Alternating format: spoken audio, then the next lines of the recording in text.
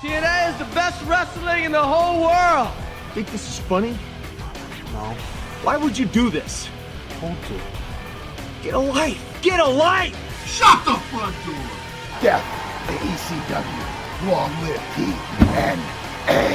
Oh, what do you want, you stupid stooge? See that, Joe? That's a vein. Something you don't have, you little fat bastard. That's Osama bin Laden. I didn't even know he's Al-Qaeda. This is BS!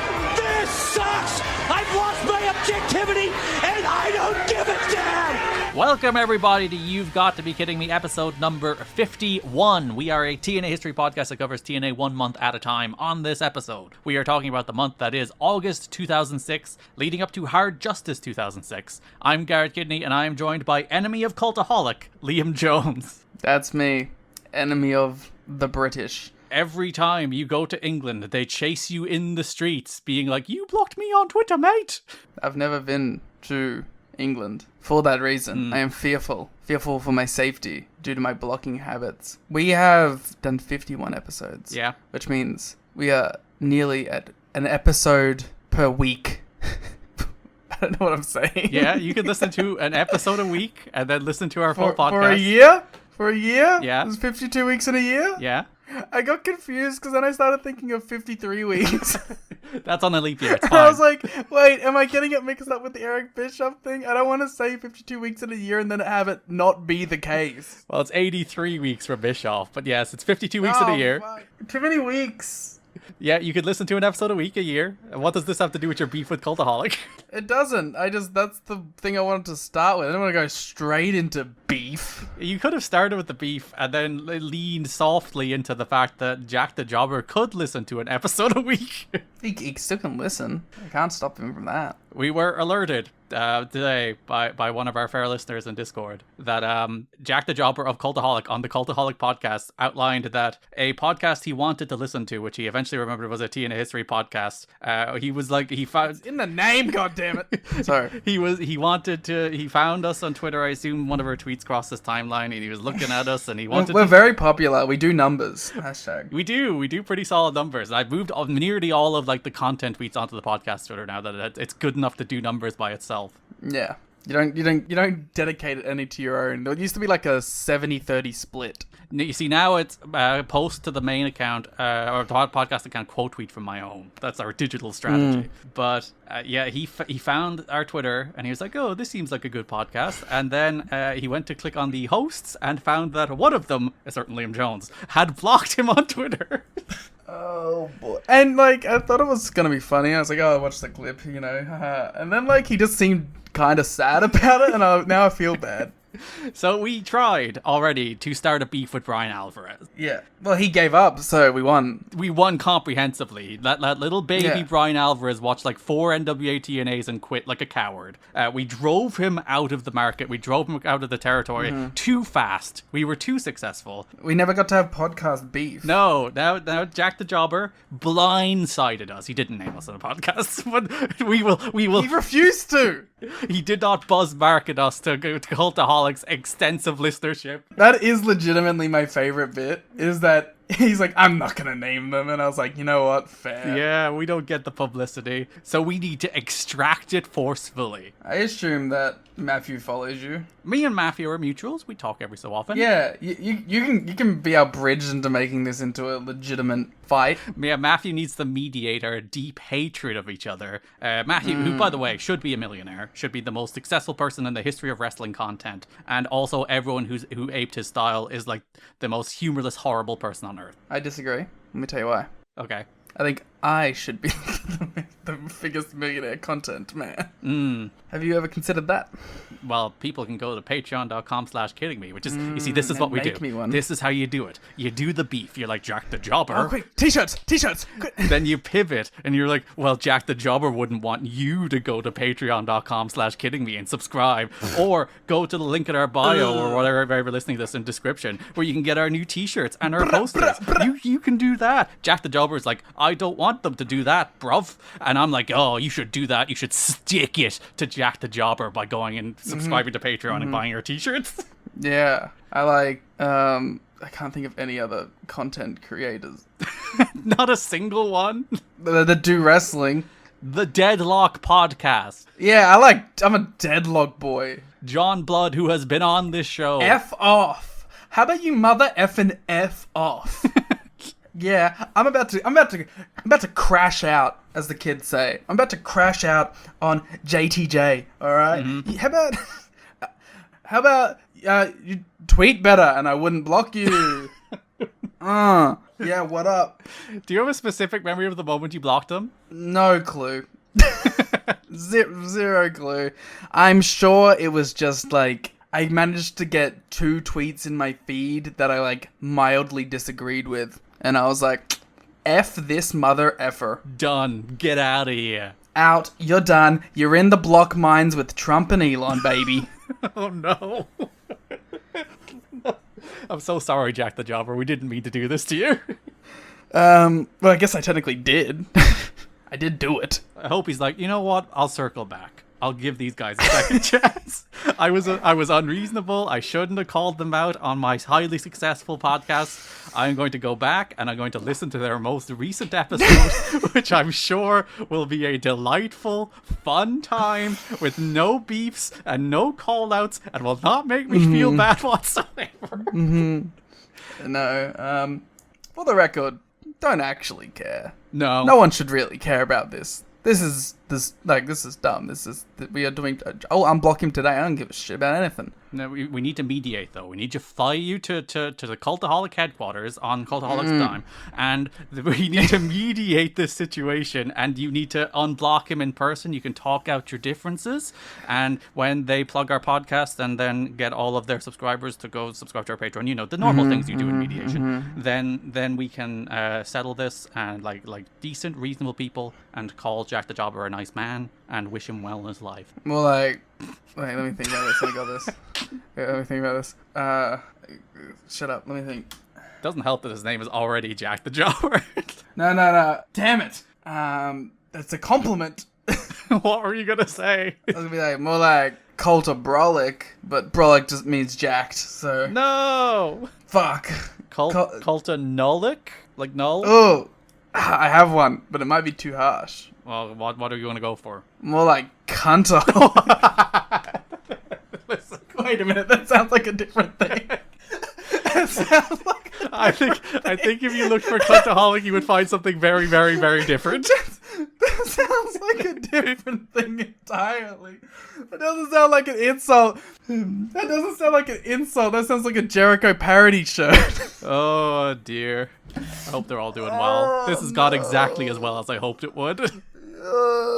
I'm crashing out, baby. This is how you beef. This is what Brian Alvarez took from us. Yeah, I mean, more like crying Brian Alvarez the way he couldn't finish a TNA pay-per-view. Got his ass. Alright, what's going on with you? Oh, well, I can't do that now. You can't just go to, well, I went to see the Joker. I did see the Joker.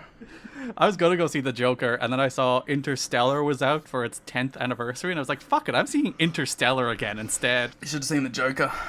I had very weird, because like the core of Interstellar, like the idea. Have you seen Interstellar?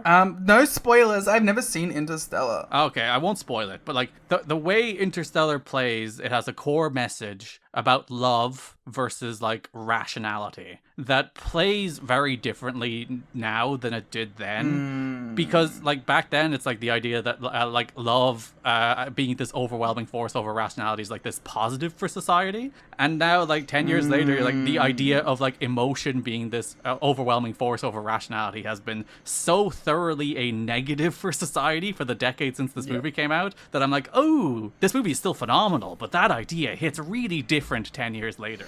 Yeah, we in 2014 we were a more hopeful people, and then like it's just, you know, nosedived. It really did all go to shit really fast. Well, I wonder what world-changing event caused that. Anyway, like the main thing I think is we are a jaded people now. Yeah. In a way that like was always somewhat prevalent, but I felt like it didn't dominate our lives. And now I think it dominates like every waking moment of existence. Is this like pervasive feeling of anguish anxiety, despair. And there's a lot to like 10 years ago. Yeah, I'd like to see you cover this topic, Jack the Jobber. Sorry, keep going. Yeah, we need to bring people down before we talk about TNA in 2006. Oh, they come to your podcast for laughs and goofs and good times, huh? They come to this one to really like get existential about how terrible life is. Because like 10 years ago, like the forces of the internet were such that I think people were just working out how you can abuse it in order to make you see all the bad things all the time. And over the 10 years since, people have relentlessly abused it so that the loudest, most annoying people are the people you see all the time. And then like that kind of escalates and spirals so that society just lurches toward the worst things at any given moment. And then you're just like, war in the Middle East, climate disaster, financial turmoil. You can't rent because rental prices are through the fucking roof. Inflation. Everything is bad. Have you thought about everything is bad? No. Retreat to your TNA and hide. Hide from the world watching Eric Young skits. Yeah, that seems about right. Is the Joker about that too? The Joker's world might be more hopeful. Oh no. There might legitimately be a more like glowing feeling of hope and possibility in Gotham. In Joker Folle Ede. They're at least singing. That does at least increase the mood a little bit. They are making a mountain out of a hill. Is that a song in the movie? That is the song. I would have known if I didn't bail out on it for a 10-year-old movie instead. I don't know. Okay, so my broad thoughts on Joker Folle Ede is that it's good. I don't know. What do you want from me? Your French is It's a pretty good movie. Thank you. Oui. French? Français? This is a trap to see how racist your French accent will go. It'll get very racist. A character from Ratatouille all of a sudden. Oui. The rat, actually. Oui. Oui. Anything else? I'm probably gonna see Transformer 1. You much a Transformers guy? Nah, not really. I feel like Transformers is such a strongly American thing.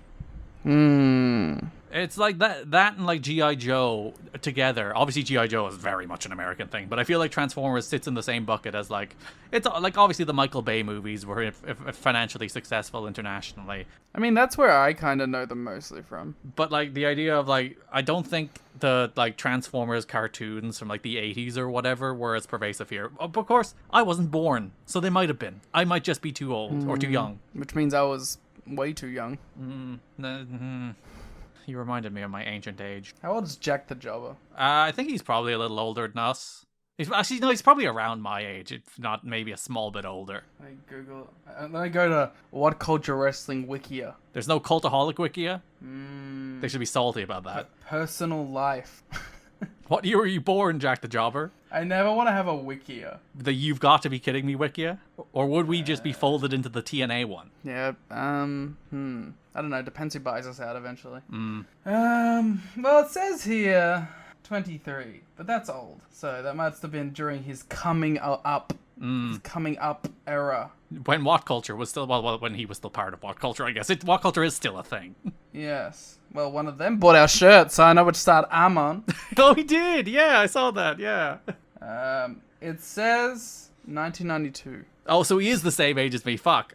So, I don't know, it feels like we're gathering information on an enemy. Yeah, we'll move on, we'll move on. And where does he live?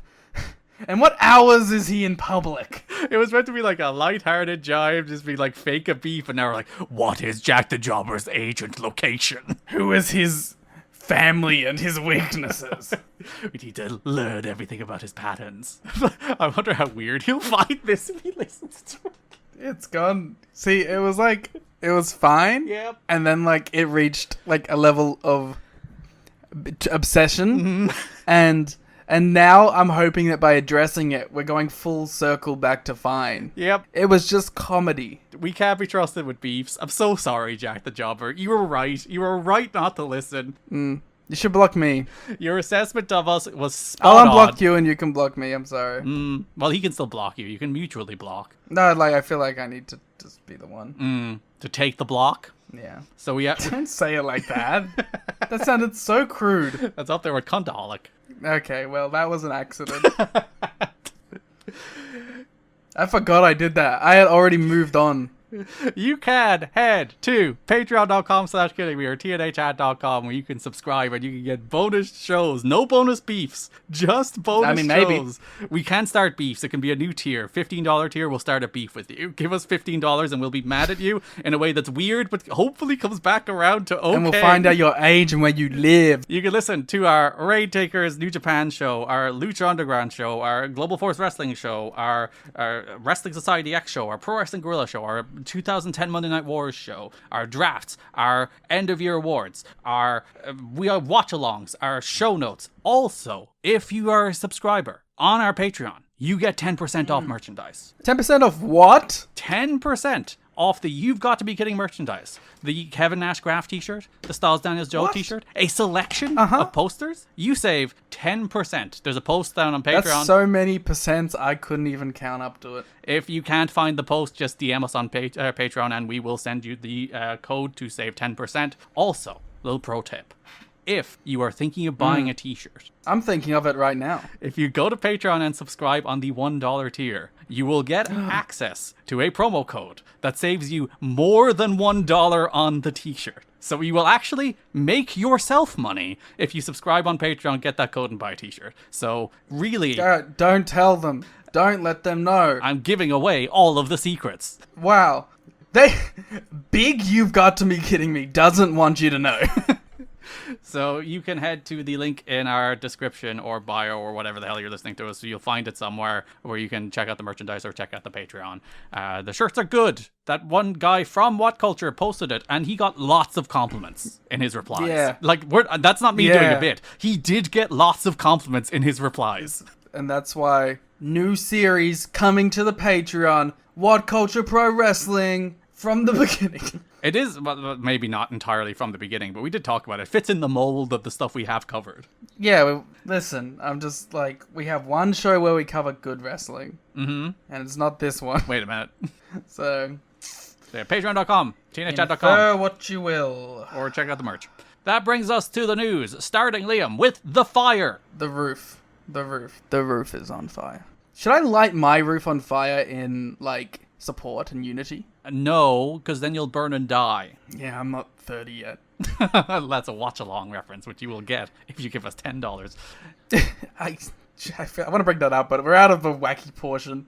We got to get to the actual TNA. Two Florida newspapers detailed the fire incident at the Hard Justice pay-per-view on August 13th. The Orlando Sentinel briefly wrote, a worker at Universal Studios in Orlando was taken to hospital Sunday night for treatment of smoke inhalation after extinguishing a small fire on a catwalk above a soundstage. Wrestling matches were occurring at the time. The worker, whose name was not released, used a dry chemical extinguisher. No one else was injured, and the wrestling matches resumed after the firefighters cleared the smoke and chemicals from the area. The Miami Herald provided more details in its August 14th newspaper, saying a small fire interrupted the opening match on the TNA Hard Justice pay-per-view on August 13th from Universal Studios. While Eric Young and Johnny Devine battled in the ring, a flame appeared on the padding of a pillar above the ring of Soundstage 21. The sparks from the pyro to open the show was the probable cause of the minor blaze. After a 15, closer to 30, minute delay, Damn it. Fans were allowed... You said blaze!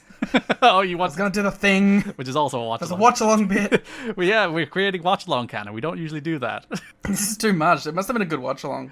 After a 15-minute delay, fans were allowed to return and the show continued. When the fire marshals decided to evacuate the building, there was a mini panic as TNA executives tried to organize and decide what to do. Soon, though, they met with fire officials and were cooperative and calm, soon believing that sooner than later, fans would be let back in. The main concern of the fire officials was that the fire extinguisher used was chemical-based and could potentially be a health risk for fans and the performers. So the main reason they evacuated was ultimately not because of the actual fire, but because of concerns about the fire extinguisher that was used and whether or not that might actually cause some health effects for the fans.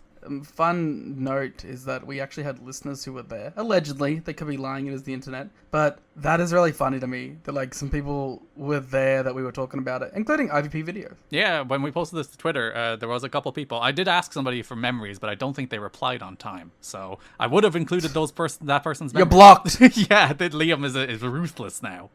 Eric Young, who was on Wrestling Observer Live, I believe, like as it was happening. Yeah, someone mentioned that too, which is like crazy. Like, you imagine how much heat someone would get for that now? going on like a dirt sheet radio show as a fire was breaking out backstage. Tony would fire them. Eric said it tasted like a big bag of salt and vinegar chips, presumably talking about That's like the fire awesome. extinguisher. I take it back. Maybe they should all stay there and just like sucked up the chemicals. What's your favorite chip? As in crisp. I like a waffle. I like a ranchero. I like a skip. Wait, are these flavors or brands? Brands. I want flavors. Well, the waffle is like I a can't relate to your European brands. specifically Irish brands, because like Ireland is the mecca of crisps. Because the Tato brand, I have tried Tato. but like the regular Tato is like it's just cheese and onion. But the broader Tato portfolio will give you like chickadees and banshee bones and monster munch and mighty munch and meanies. Oh, meanies. Why are they called these things? Snacks, chipsticks, so many crisps. Okay. If you ever come here, I will just lay them all out in front of you so that you can witness the wonders. Because, like, listen, jumpies are fine. I enjoyed jumpies. They were good. Well, you're not coming on this pod. This is not an anti-jumpy podcast. I had a good time with jumpies and then bizarrely saw them in Austria. I'm not sure where they confused that Austria has enough of the letters of Australia. They were different. They were. Not the same jumpy. And I didn't buy them, so I didn't know that they taste the same. But, like, jumpies are good. But, like, you come to Ireland and you look at, like, the crisp selection and you're like, holy shit, there's so many more crisps. It's not just the regular shaped potato chip with different salted flavor on it. You can get all sorts of shit here. Okay. Are your chips also, like, ungodly expensive? It depends. Sometimes they are. Sometimes they're not. They're damn near $10 for a bag here. All right, they're not that bad. Yeah, well, you know, we're price gouging, so shit's crazy right now. I didn't know, like, listen, everything in Australia feels more expensive because of the currency. Yes. So to me, everything feels more expensive. But even in my head, when I started, like, doing currency conversions, I was like, even that's still a little steep. Everything it's really bad. We'll break format slightly here, and we might as well talk about the actual like match and then the response to the fire right now, as opposed to doing it during the actual broad topics. So as mentioned, the match that was happening in the ring as this happened was Eric Young and Johnny Devine. Like, I thought it was snowing. yeah, because you just saw like little flecks of what ultimately was the fire extinguisher coming down. I was like, are we doing Sting's WWE debut? Or I guess AEW debut? He does like snow. So yeah, the fire extinguisher started drifting down. Like Johnny Devine hit a very nice float over DDT. He did, despite it all. Yeah, and then that started trickling down, and like the entire arena, because like it wasn't a particularly big fire. It did look to be like just one. They did seem to be missing it repeatedly with the fire extinguisher. Listen, it's very hard in the rafters to hit the small target with the fire extinguisher. So yeah, these two guys are wrestling, and suddenly like the arena is covered in fog, or like it is the fire extinguisher foam. What's the word for that? I think it depends on the fire extinguisher. Yeah. I just twisted my neck in a way that shot pain all the way down my back. But do you feel better now? No, Aw. It just hurt. It didn't crack. I just like gave myself whiplash. So like the fire extinguisher mist covers the entire building. The crowd start chanting, "The roof, the roof, the roof is on fire." Great bit. Like, if I'm gonna die in a burning blaze, that's what I want to be chanting. Later in the show, when they're stalling for time, Mike Tenay is like, you know what? Great job to the fans who did not leave when the building caught fire. Insane take. He's like, really good of them to stay and watch Eric Young and Johnny Devine finish their match. And they didn't go straight to a finish. Like, they had a little, like what the fuck is going on? And then they wrestled for, like, 3 more minutes before eventually EY won with a wheelbarrow neckbreaker. The crowd also did You Can't See Us while doing the John Cena taunt. Very good. So yeah, EY just wins. They continue their match because like EY gets a roll up like 30 seconds after the fog covers the arena, and I was like, oh, they're just going to a finish. It's like, nope, Johnny Devine kicks out, and they still do like 2 more minutes of wrestling. Which again is like impressive, if not stupid. There is an angle here that we will talk about. Who gives a fuck about Earl Hebner? But we'll talk about that in a minute. So now they need to stall for time because the building is on fire. So they play a feature for the match that was meant to be up next, which was AMW versus the Naturals versus the James Gang versus Shazarian. That match ultimately gets cut for time, so there's a feature for a match that doesn't happen. There's a bunch of features on Sting that were in the Go Home show that they play to fill like a full block of 5 minutes. So like match happens, fire happens, match finishes, we go to Mike and Don a little bit, I think they run down the card, then we get another like 7 minutes or so of features, and we come backstage to Mike Tenay and JB, who are backstage, like with microphones, with like firemen buzzing around, fire trucks buzzing around, as they tell us that the fire marshal has evacuated so that they can do a test. As we learned, the test is on the fire extinguisher contents. And then we need to stall for time. Yeah, so we just we do the best thing, which is just let wrestlers improv. Mike Tenay, first and foremost, is upset that his tuxedo is now disheveled. It has all the fire extinguisher stuff on it. They show a replay of the fire, just in case you missed it. I like how they did cut to the fire mid-match. They did, because you had to. Like, what the fuck is happening? Why is the building no longer visible? Don West comes up. He informs us that they've cleared the building and fans are being let in. The show will resume momentarily. This is where Tenay is like, it's really good that they stuck around for the match, you know? Big true fans watching this Johnny Devine, Eric Young match at the fear of burning to death. I mean, I would stay for it. Then Eric Young comes up and he's like, I need everybody to know that the fire was not my fault. Don't fire me for the fire. Jim Cornette, I didn't start the fire. It was always burning since the world was turning. Damn it, I was going to make a Billy Joel reference. But then, more importantly, Monty Brown strolls up. And they just let him vibe. And he talks for, I believe, 4 minutes. And he does a full Monty Brown promo, talking about how he would like to blaze everybody.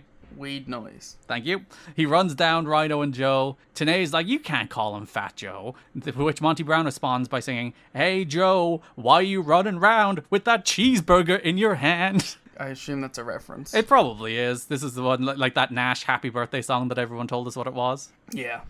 He keeps going, and it's the perfect combination of bad and amusing. Yeah, I mean, it's just fun to watch Monty Brown go off. There's like a few notes, I didn't include them, but there's a few notes about how TNA were hot at Monty Brown, pardon the pun, because he had, like, they were sick of his promo style. Like, they wanted him to do more serious promos. And I'm like, you guys did not know what you had with this man.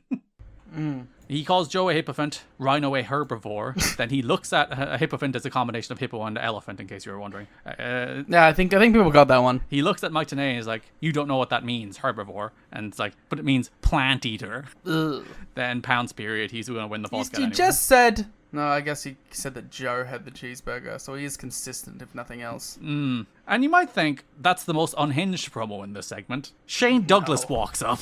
I feel like that's an age-old sentiment. He's up there with the Naturals, the newly franchised Naturals, and he says, George Bush is a great president because he had a war of terrorism thrown in his lap and rose to the occasion. Okay. And tonight, the Naturals have to be like George Bush. This is an instance of insecurity, and they have to rise to the occasion. And their match got cut, so they didn't. I'm sure we'll run it back on Impact Wrestling. And like George Bush, they will be adaptable and flexible and do no war crimes. Well, there's already chemical warfare on this night, so...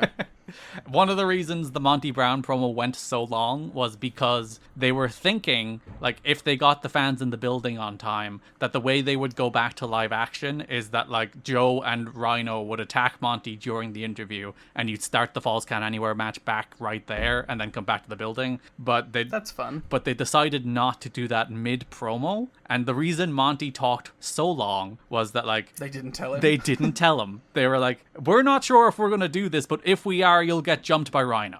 If not, just keep talking, I guess. I like that Rhino was just like off camera listening to this Monty Brown promo. He would have loved it. Yeah, but ultimately they went back to a JB pre-tape and continued the show with Alex Shelley and Chris Sabin, which is a match that was not supposed to take place either, but we'll get to that in a minute.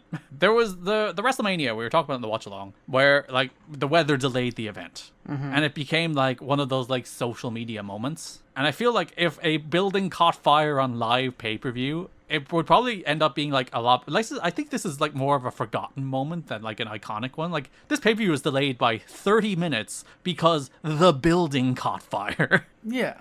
I mean, it's a fun footnote, but like ultimately nothing really happened, so. And it was a modest fire. Yeah. I like the way Mike and Don were like, we'll never forget this night. It is like sort of remarkable that these things do not happen more. As they let off giant amounts of pyrotechnics in enclosed buildings. You set up pyro and fireworks and have literal flames shoot up often. And the only thing I can think of is the Undertaker thing, right? Yeah. Where he accidentally got set on fire. And like the rest, like the Jeff Hardy one was obviously a worked thing, and Goldberg and Christian would walk through pyro. But yeah, one of those real fun, wacky things in TNA history. It's what our poster is based on this one as well. We have to make light of a tragic situation. And no one died. That one guy got unwell. One man went to hospital, and I hope he's fine. Yeah, well, there you go. You don't know, do you? His name was not released. I don't know.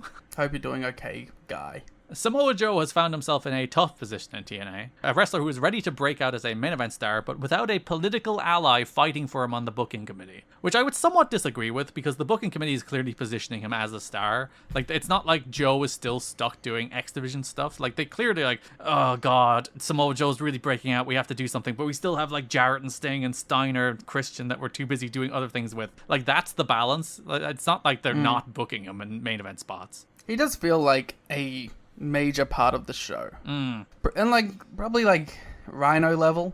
Yeah. Above Monty, but like Rhino level for sure. But I think like the broader sentiment here is like he doesn't have Jeff Jarrett going, Samoa Joe should beat me. Yeah, there's not like the runway here at the moment for Joe to become champion in the way there probably should be.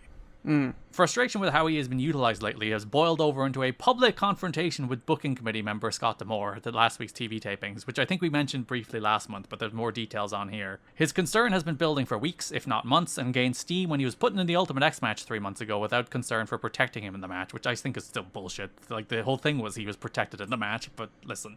The way the match was booked, he was made to look like a less agile X Division wrestler and more of an overweight wrestler unable to climb the cable above the ring, which I don't agree with that. I just don't agree with that being like how... I don't agree with it because I like the sentiment of the match was like, this guy is a dominant force who will kill you, but he's in a circumstance in which it is not advantageous to be that dominant force that kills people. And frankly, the only way in which we can level the playing field. Otherwise, he'll kill us. Yeah, so like, if anything, it makes him feel more imposing. The trend continued on the last pay-per-view where his role in the 4-way main event contenders match was lowest on the priority list. Sting was protected since he is treated as the top star by bookers. Christian was protected by D'Amore, who sees Christian as one of his guys. I love the idea that Christian needs a political reason to be protected rather than being one of the top stars. And not just the fact that it's Christian, second biggest star in the company. Scott Steiner is Jeff Jarrett's longtime friend, and since he's physically more fragile than Joe, the tendency is to work hard to protect him. Joe was left to fend for himself in the booking of the match. He didn't win the match, which led to him coining himself the undefeated wrestler who never wins big matches. It upset a number of wrestlers, including perhaps Joe, that the leader of the promotion, Jeff Jarrett, seemed primarily concerned with getting in his spots when he interfered, without regard for how it affected everyone else, which I do agree with. That interference spot in that Road to Victory 4-way was egregiously unnecessary. It literally only existed to get Jarrett on the show because he didn't have anything else to do on the show. He's a big mark for himself, says one wrestler. Everybody is catching on to it now because Jarrett isn't even trying to hide it. It didn't help matters that before the match, Sting and Steiner asked Joe not to potato him since Joe has a rep, some say unfair, of being overly stiff in the ring, not just tight with his offense. However, during the match, Steiner DDT'd Joe on the apron, which led to a welt under his eye, which you can see on TV. He also ended up with a black eye on the other side of his face. Steiner did apologize after. Joe remains tight with his fellow ROH and indie standouts, AJ Styles and Christopher Daniels. Daniels is said to be the analyzer or overanalyzer, says one colleague of the group, who sees the picture and presents the political obstacles to Joe. Styles is known as being more emotionally reactionary, a hothead, or even a, excuse my 2006 language here, spaz, says one colleague. They use that term multiple times this month in the PW Torch to describe AJ. So he takes the case Daniels built and works up Joe emotionally. I like the idea that Joe is like, Styles and Daniels are his hype guys getting him mad about his booking. I think everyone has those guys in wrestling. It's like, oh, you should be main eventing, dude. How are you not world champion? And Joe's like, oh. Some of them are in the media. And so Joe's like, oh, it's a patient game. I'm just getting my main event. But that's like, no, you should be winning the belt. Joe, who is also emotional, doesn't play politics and speaks out what he sees as an injustice, as we illustrated when we talked about Rob Feinstein, ends up wearing his emotions on his sleeve, which is actually very different from the Joe of 2024. Well, like, I think there's a point that Joe reached where he's like, this is just what I'm doing now. Yeah, you can see it. I think it happens kind of post TNA because I think we talked about before, like the Rob Van Dam time limit thing in 2011 or whenever that was, where he got suspended for that too, where he lost his shit because they did a time call and he didn't like that. And like obviously the Nash Scott Hall thing in 2007. Like, there are multiple incidents of Joe being like really passionate, sometimes to a fault, sometimes he's in the right, maybe displaying it in the wrong sometimes. But yeah, whereas now he is the level-headed, easy as it comes, like what happens and I will just do my role kind of guy. Yeah, and I think that's just like maturing too, I guess. Yeah, he's like a dude in his mid-20s here. He's passionate and everything's the end of the world and you die on every hill. And like, you know, someone who is well regarded and hyped up too. Like, yeah, everyone's like, you should be the guy. Yeah, when like everyone's telling you you're the coolest and you're 25, you're like, hell yeah, I'm the fucking coolest. I should be the best. Why aren't these old men in their 40s making me the coolest? Yeah. Some see him as being whiny as a result, although his defenders say anyone in his position should be worked up about the political obstacles he faces when it's clear he is an afterthought at times. I agree with the at times there. I don't agree really with the afterthought in general. To other wrestlers with WWE and WCW TV exposure, but less popularity, in-ring skills upside, and current popularity with the TNA fan base. Rhino has gotten a lot of TV time lately and it's paying off with strong pops from the Orlando fans. That TV time Rhino gets is in part because he's tight with Booker D'Amore. It all boiled over into a confrontation with D'Amore in the locker room between D'Amore and Joe in front of everybody at the TV tapings. He shouldn't have said what he said, says one wrestler present. He was right in what he said, but wrong in how he said it. Both seem to realize it shortly into the argument. Joe and D'Amore exchanged heated words in the middle of the locker room, then realized it was the wrong place to have such an argument, so they stepped around the corner and had a heated discussion that everyone was still able to hear.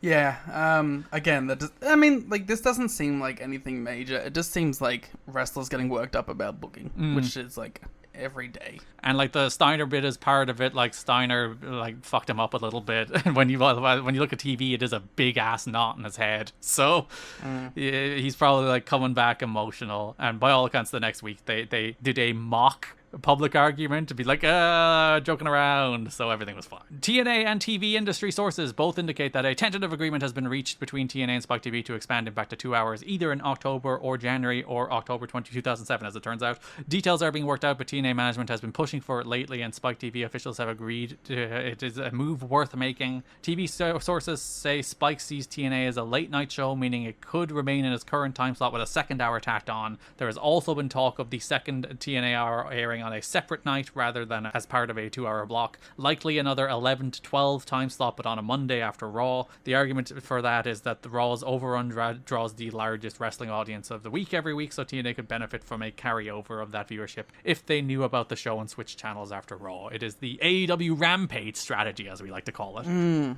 Works well for them. It has gone really well, I think. They did beat them in the ratings that time. Shout out to Bunny. Dixie Carter is back to being a regular presence backstage at TNA tapings. She was in good spirits at this week's tapings, but both she and Jeff Jarrett talked to each other and others backstage about the dropping TNA Impact ratings. She just had a baby, in case you were wondering if you forgot from one of the last episodes. Jarrett was downplaying it as a result of a weaker lead-in with the comedy show Spike TV put in place of the Ultimate Fighter series. The Ultimate Fighter returns later this month to Thursday nights, at which point TNA is expected to return to 1.0 ratings. There is, of course, a lot more about this in all of the wrestling publications, but we have covered it to death. But basically it dropped to a 0.8 again, and they went crazy again, and Russo's coming in 2 months, so fuck off. Cool. The show's gonna get good in 2 months.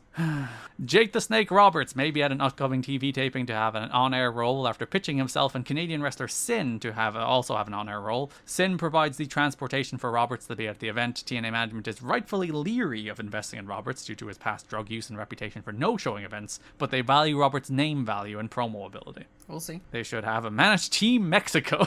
That'd be sweet. Monty Brown's contract expires in September. He is negotiating a renewal, but it's not a slam dunk that they will agree to all terms. Brown could end up in WWE this fall if TNA renegotiating decisions don't go well. Oh my god, this is the Daniel Garcia. It is, and as the month goes on, there are indications that negotiations are difficult at this stage. Brown is a huge wrestling fan and would love to go to WWE if that were an option. TNA management, though, seems to have a different idea of what Brown is worth. Some wonder if Brown would fit in with the regimented lifestyle of WWE. He marches to the beat of his own drummer, says one friend of his. He's different, which makes him interesting, but also tougher to predict. I'd say that's accurate. Yeah, he's a weird freak. Like all the best wrestlers, he's a weird freak. Yeah, but like if he's not a weird freak coming from like WCW, you know? They're like, he's difficult to work with all of a sudden. Yeah. Bill Goldberg has been signed to a retainer contract with Spike TV. Yeah, close enough. Goldberg is telling friends he can't get into details, but one thing is clear, it does not require him in any way to work for TNA or make any appearances. Just really want to emphasize that fact that he will not be a TNA. Even though he does an interview with Alex Marvez. Alex scoops himself at one point this month where he's like, maybe I should check out that TNA Hard Justice pay-per-view. So he is sending mixed messages. He's negging TNA. I think he is. We've been doing this for like 6 months now, and he's like, oh, maybe. No, oh, they're shit. They're terrible. Production values and money isn't good enough. But what about if I did? TNA management have talked about the prospects of using Goldberg on their Big Bound for Glory pay-per-view. He has expressed an openness to working a few matches for TNA. He didn't want to be part of a late-night second-rate wrestling show, but TNA has established itself enough that he sounds open to it, but the money he wants is more than TNA is willing to pay at this point. But such is how negotiations go. Fair. Bret Hart, meanwhile, told Between the Ropes Radio he would like to work for TNA, but he's not sure it's worth his time. I certainly would like to help him, and I think they know that, he said. But the truth is, I'm happy with my time off. If I was going to do that, I would have to leave one day before to get there, and then you have to have whatever you do that day for the show, and then it takes a whole day to get home. That's 3 days of my week, and obviously, I don't need it that bad. I don't have 3 days a week for anybody. That's kind of awesome. I like a man that just respects his time. It's like, it's a whole deal that I have to go there and come back, and then they make me do something while I'm there. It's just, couldn't be bothered. TNA's employment philosophy is shifting towards signing wrestlers to long-term contracts with weekly set pay rather than bringing wrestlers to TV on short-term per-appearance deals with typically 10 dates guaranteed. The standard long-term contract is a 3-year deal with 1 year guaranteed, and TNA having the option to pick up the last 2. TNA is handling independent bookings for wrestlers, and the more bookings they take, the more they would receive as a bonus at the end of each quarter. Austin Aries has signed a long-term deal with TNA to return to the company in the fall. Aries wrote on his website last month that he was close to returning to the company. TNA will air a series of vignettes promoting his return while he's on an extended tour of the United Kingdom for Ring of Honor and 1PW over the rest of the summer. And there's also a note he will be renamed Austin Starr, of course. Because TNA got the WWE notions that now they're on television, they need to own everybody's names, so they can't just call them Austin Aries like they called them on Austin Aries when they were on television in fucking October. For like 6 months. It's so like, you become what you hate over time. You can't help it, can you? Hologram. No, that's based though. Senshi's push may be tempered because he is proving his reputation correct as being grumpy and moody and difficult to work with. He turned off management by telling them they have to deal with his agent on several matters. They were trying to get him on one of these new contracts where they would have control over his indie dates, even though he had just signed a deal to come back. So there was like conflict there, and obviously deal with my agent. Which it's so funny that wrestling like that gets heat in wrestling. And it's not just like commonplace for wrestlers to have agents representing their best interests. I think that's more of a thing now, but it's mostly just used for negotiations, I feel. Once they're in the company, they just kind of let it flow and be pissy.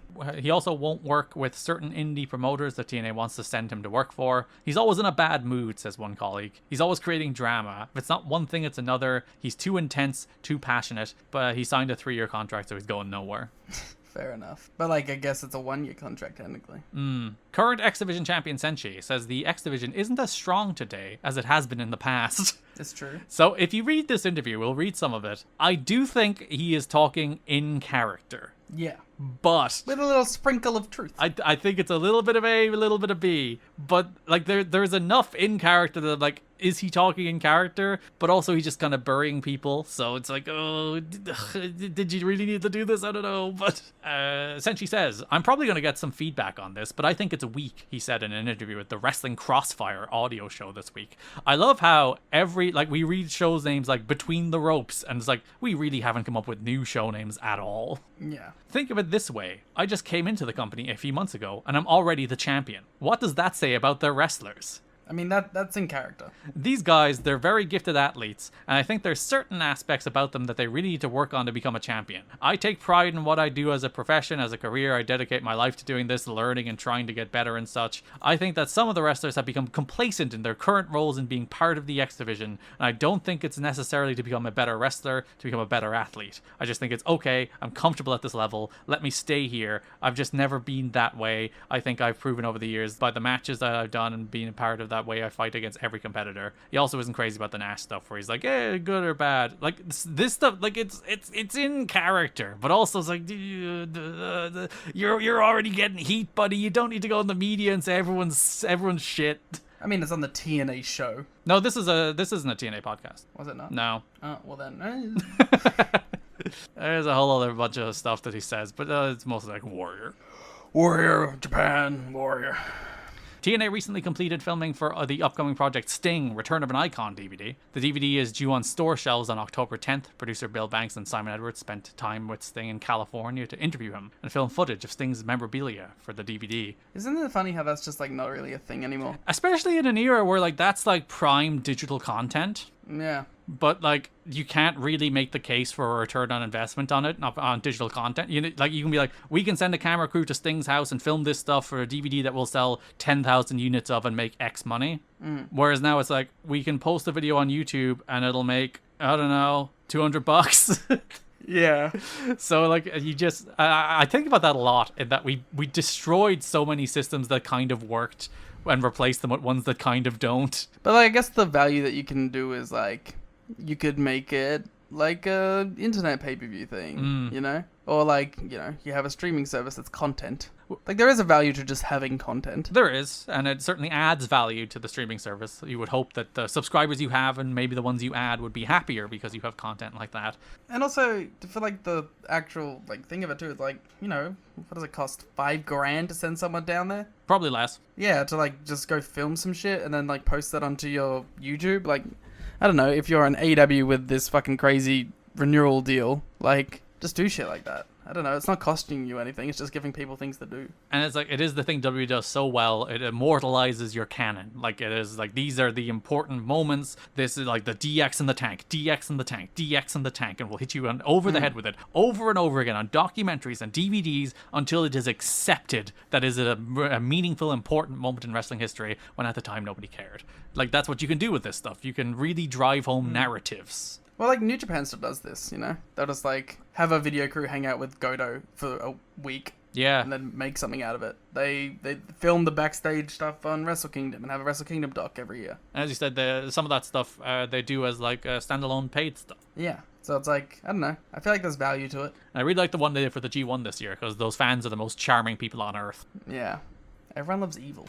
It is fun to see, like, oh yeah, like those are the diehards, you know, like they will live and die with everything evil does. That's really nice.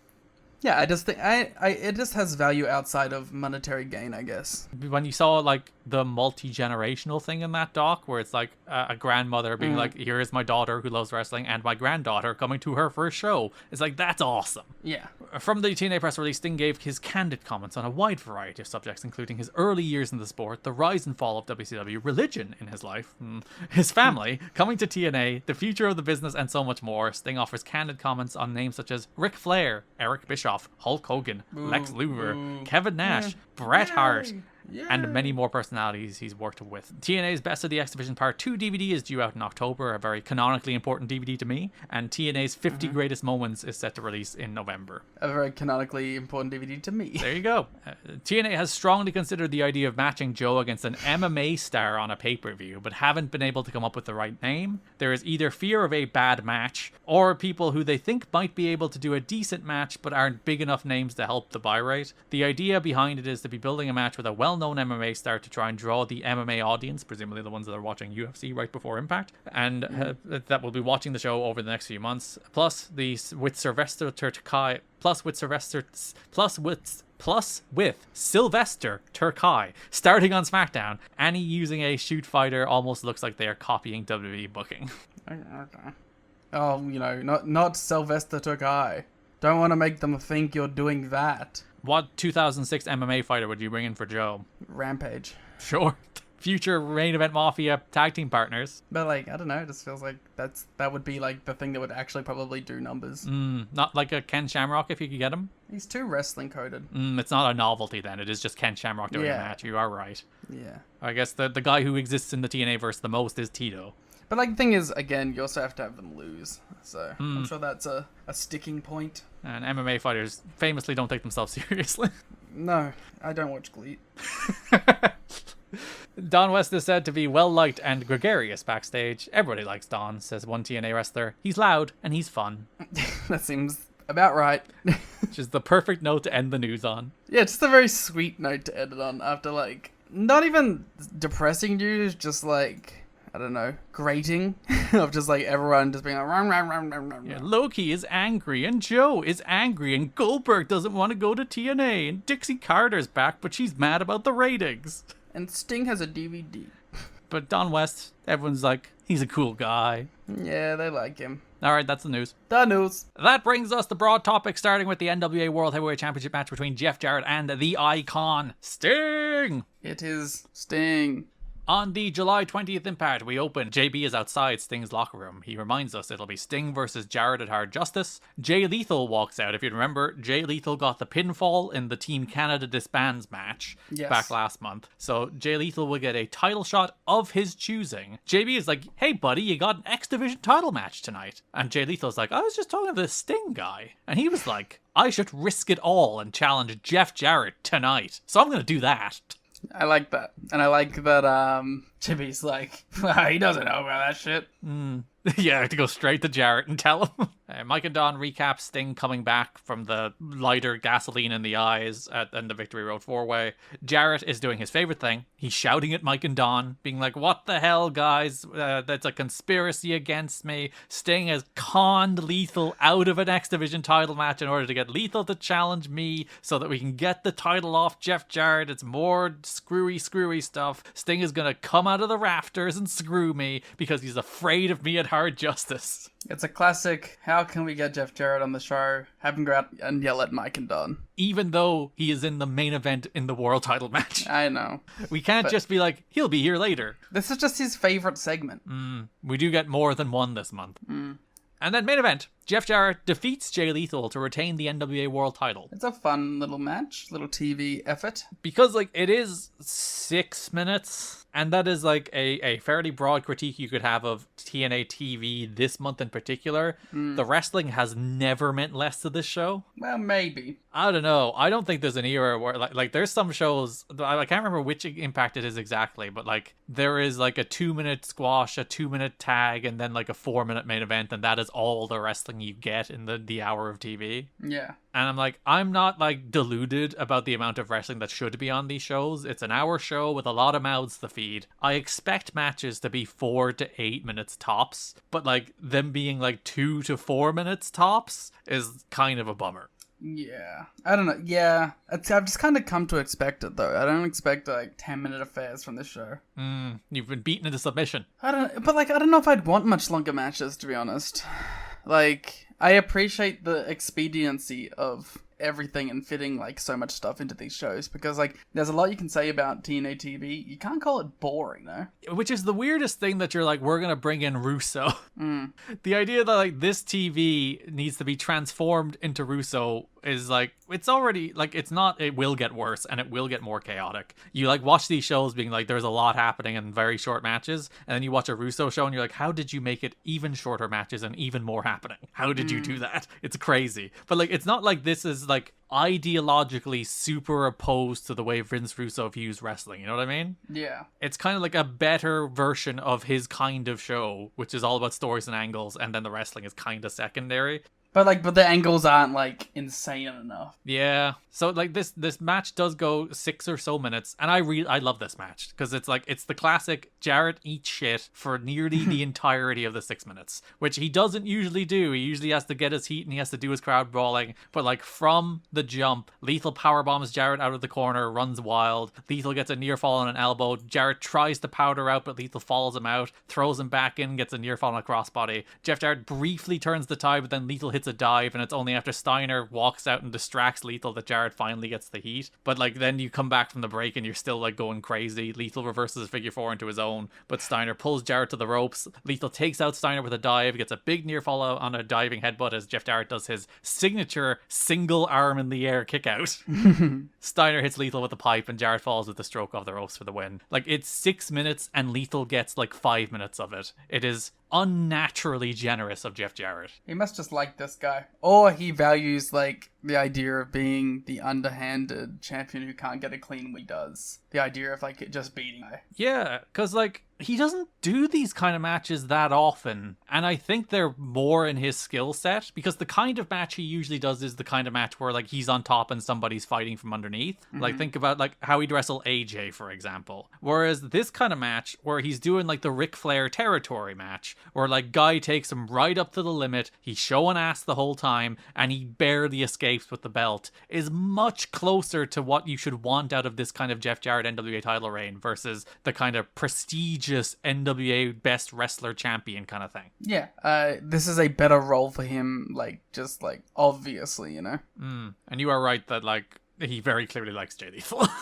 Yeah, he sees something there. As illustrated by them being in a stable in 2024. And, you know, the Ric Flair last match pairing. Yeah, it's fun how this is kind of the genesis of that relationship. Like, obviously they both have worked together on, like, in the same company before this, but, like, Jarrett giving Lethal this kind of TV main event is very much a sign of what he does think of Lethal. Steiner locks in the Steiner recliner after the match, but Sting returns to make the save. JB runs up to Christian, going into Cornette's office after Steiner interferes in the match with Lethal. Christian wants to be in the corner of Sting at Hard Justice just in case he interferes there to even the odds. Even those damn odds. And you trust Christian, right? Immediately, I'm like, this motherfucker is the most untrustworthy person in the world.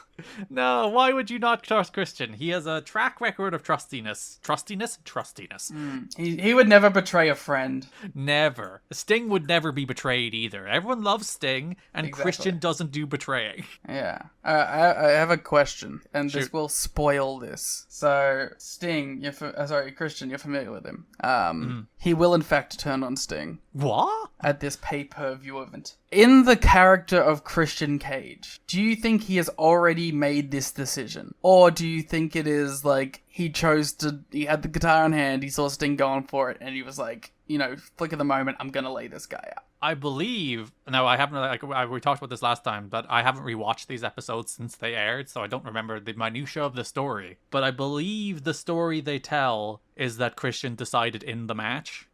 I think the thing they do is like, I did all these things. I ran off Steiner, I gave you a belt shot, and you still couldn't get it done, so fuck you, I'm hitting you with a guitar. Do you believe him at this point? That he's like a nice guy on Sting's side?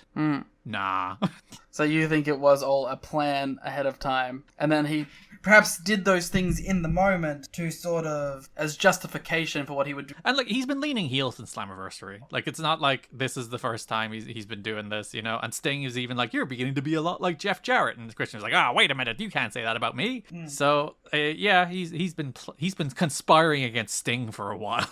So you don't believe him and his apology next week? No, especially because like, this is to be fair, it's been the story they've told all year. Like, even going back to the Sting and Christian against Monty and Jarrett match, the story of that match was, can Christian trust Sting? So like, they have been kind of at odds, like from the jump. Okay. So yeah, July 27th Impact, Christian does come to the ring. After Sting became #1 contender, Christian finally realized something. He came back to make TNA the greatest wrestling company in the world, and the only way to do that is to get rid of Jarrett, even though when he came back, Christian just won the belt the month later, so, you know, he should have been happy. He should have just left in February. I guess he did leave he left in January. I don't know. You see, that was the problem. Jarrett got the belt back. But no, Sting showed up in January, then left. Then he wasn't there in February when Christian won the belt. So when he came back in March, he just thought Jarrett was still champion. Yeah, that's the problem. He just wasn't watching the product. No. So Christian was too busy being selfish to realize that there is the noble goal of removing Jeff Jarrett. So Christian asked Cornette if he could have Sting's back at the pay-per-view, and the only person who could answer that question is Sting himself. It's also very fitting. Who else would answer that question? Yeah, like, you know, that is his choice. Oh, not just, I'm going to be there and you can't do anything about it? Yeah, like, well, even like Cornette being like, I'm not going to sign off on it, ask him. Yeah. It's like, Steiner will be there, but like, Sting has to say yes. I don't know. I don't care. Sting appears in the rafters, says TNA is the best wrestling company in the world, and says he'll give Christian his answer in due time, but he's focused on removing Jarrett. So, again, kind of a dick move by Sting here, right? If we're analyzing each individual part. Like, Sting could have just been like, yeah, man. Like, it's not like he makes a big hoo-ha out of it. It's just like next week they go, Sting said yeah. Yeah, because like, it's, if you're Christian and you are in fact of noble intent, you just came out here, you apologized, you said the dude was right, and you said, I will help you because Steiner will be at the pay-per-view, and Sting is like, we'll find out next week. Yeah, but then, like, he doesn't even do, like, a big thing about it and be like, yeah, Christian, you're right. He just, like, at some point he told Mike TNA, yeah, tell Christian I said yeah. So, you know, kind of a dick move himself. So you can't trust this Sting character either. Sting lost some points in the locker room when he refused to wear an eye patch at the TV tapings last week, the day after Jeff Jarrett threw gasoline in his face on the pay-per-view. Sting's reason? It would look silly. Sting has earned a rep over time over the years and reaffirmed it in TNA of being difficult to work with when it comes to details of storylines and angles presented to him, yet he's not known at all as a strong idea man for himself. Blah, blah, blah, blah.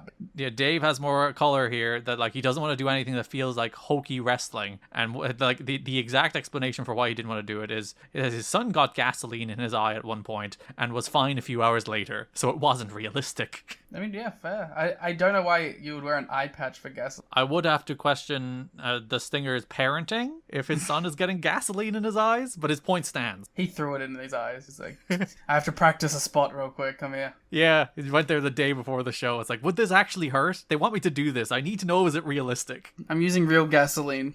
Cry me a river because of the gasoline in your eyes. Yeah, okay. There's a feature on Jarrett in the show. He complains that TNA is listening to its fans, says he had nothing to do with Larry and Earl's actions at Slammiversary, and he'll take a polygraph test to prove it. Says Cornette, Sting, and Christian are colluding to take him out of TNA, but he'll have Steiner to watch his back at the pay-per-view. That's cute. I like the sound bite of, like, TNA is doing the worst thing of all time, listening to its fans. But yeah, like, again, like, it's good because they're framing it as, like, this is the heel's opinion.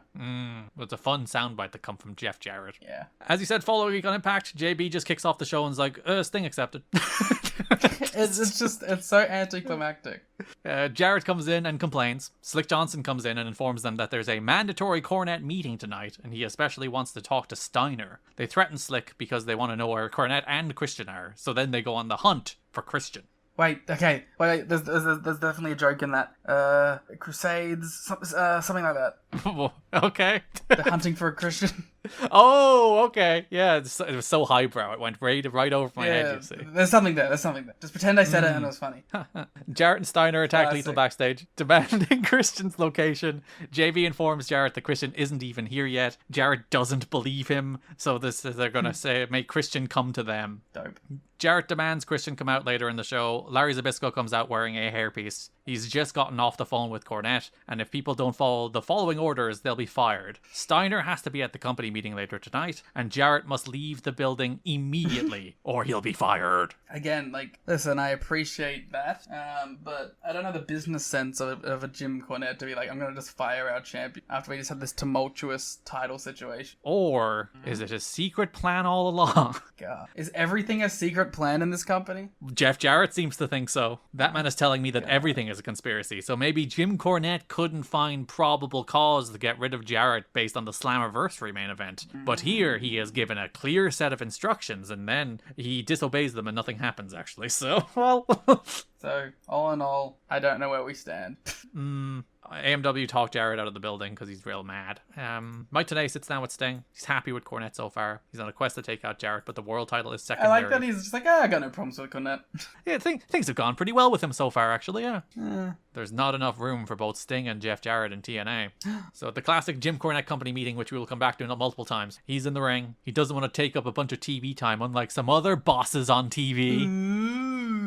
He dismisses he goes through a bunch of match announcements that we'll talk about as we go through those programs, and then dismisses everybody except Steiner and Christian. If they want to get involved, then so be it. So he books Steiner versus Christian as the TV main event next week. They're incentivized to take each other out ahead of Hard Justice. That's his pitch. It's like, you want to get involved? You want to make sure Steiner doesn't interfere with Hard Justice? We'll take him out next week. You don't even have to wait to Hard Justice. Steiner says Christian should go back to Mexico North and then apologizes to Mexicans. For comparing them to Canada. Yeah, the worst thing he could possibly say to them. 2006. Christian is going to hand him his ass next week. Then a fan in a mask, which they cut to during an X Division 4-way, 6-way. There's a multi-man match where during, I think, PD's entrance or Lethal's entrance, 5-way. you can see. You counted the X Division wrestlers. Thanks, Lee. No, I remember. But yeah, there's a man in a Sting mask during Lethal's entrance that they conspicuously frame in the shot, and later in the show, it turns out it is in fact Jeff Jarrett in disguise. I do enjoy that he was like, I gotta check out some X Division. Oh, his favorite wrestler, Jay Lethal. Mm-hmm. So it makes sense. Sanjay in the match too, scouting his future stable. Oh my god, where's Satnam? He was sitting in the crowd next to him, also wearing a Sting mask. Yeah, they attack Christian, and then they beat up Christian, and then Jarrett does the ha ha ha ha and points at his head because he's so smart and his plan came together. I really like the Cornette segment as a whole. Mm-hmm. I just think Cornette is a good speaker, and like I like him just being like a boss that's like, all these guys fucking hate each other. Let's book matches. Yeah, I do like that. It's not like, oh, no fighting or blah blah. It's just like, you hate each other, match. You hate each other, match. You hate each other, match. You two want to get involved, match. Yeah, I enjoyed the segment as a whole. I thought it was like a good main event segment. It does continue the tradition of like TNA main events being big in-ring promo segments. Who needs wrestling? I think this is the show where LAX defeated Chase and Ranson and Jarrell Clark in a squash. The newly franchised Naturals beat AMW in like 2 minutes, and then the X Division match went like 4 minutes. Like this was the show that was like, oh, no wrestling this week. All right, but yeah, and because like the idea was Cornette was gone for 2 weeks. We were talking about like his weird schedule in the last show where he has like a bunch of Ring of Honor dates to conflict and like convention dates to conflict. So he missed the first TV taping of the month, which is the reason he had to come out on the third show of the month to be like, lay down the law. I liked his justification for it though. He's like, I'm doing work. I'm busy. I don't want to be on TV. What do you guys want from me? I'm still making the matches. Yeah. August 10th Impact, there's a bunch of features. It was the ones replayed during the fire, but like recounting the story of Jarrett and Sting and everything that happened that took us to this point. And then the TV main event, Scott Steiner versus Christian Cage. So they did a thing this month where they kept like booking big pay-per-view quality main events. Yes. But like every time you booked it, you're like, there's gonna be some bullshit. It creates I think a reoccurring theme that anytime you hear Mike Tenay and Don West say the words pay-per-view quality for a television match, that television match is not going to have a finish. Yeah, which honestly will make it pay-per-view quality in a couple months. Because they do the same with the Rhino and Joe match, don't they? Where they're like, this is a big pay-per-view quality main event. No finish. Yeah. So for this one, Cornette's on commentary. Tenay also puts over Cornette for not being on TV all the time, as he is on commentary in his third segment on this show. Christian put his feet in the ropes going for a pin, Liam. How do you feel about that? That's somewhat heelish, but sometimes you gotta do what you gotta do. Doesn't cause you to trust him less? I already don't trust him. Steiner hits a big top rope Samoan drop. Jarrett comes out and the match is thrown out. Jarrett and Steiner beat up Christian, and Jarrett puts Christian in the Scorpion Deathlock. Then the lights go out. They come back on. Sting is suddenly in the ring. He suddenly has Jarrett in the Scorpion Deathlock. Clears the ring. Christian hands the NWA title to Sting as they shake hands. It's a good segment. I like the light shenanigans. Yeah, that's one of those things because like there is maybe an argument. It's like that's too close to magic. You can't have magic. No, that's just paying off the guys.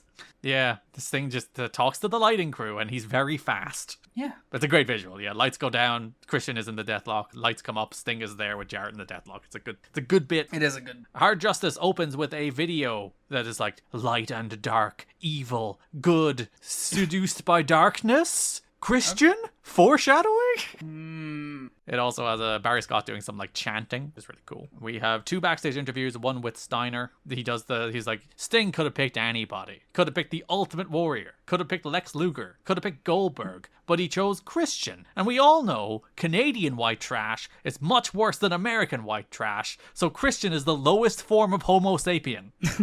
Sick.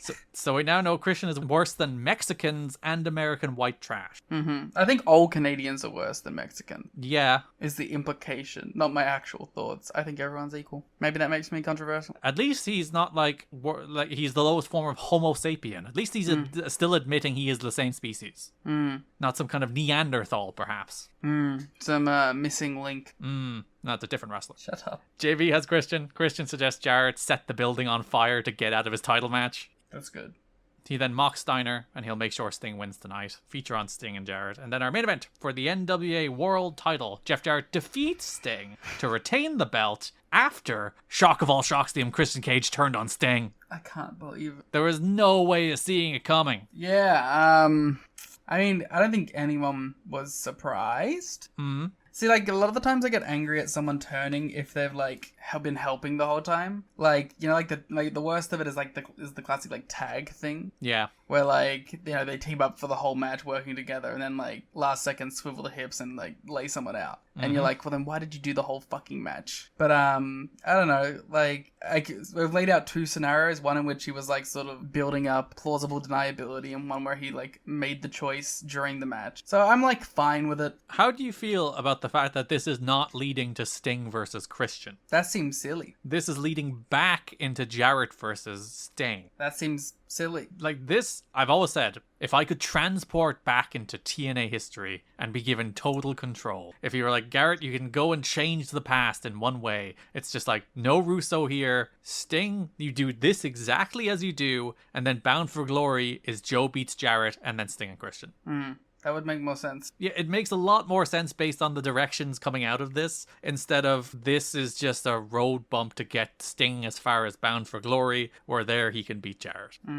All right, well, I'll see how it plays out, I guess. Would you like to talk about Scott Steiner's t-shirt? So, many may be familiar with the classic Got Milk. Yep. Scott Steiner has his own twist on it here. The front of it just says Got Ecstasy. It does.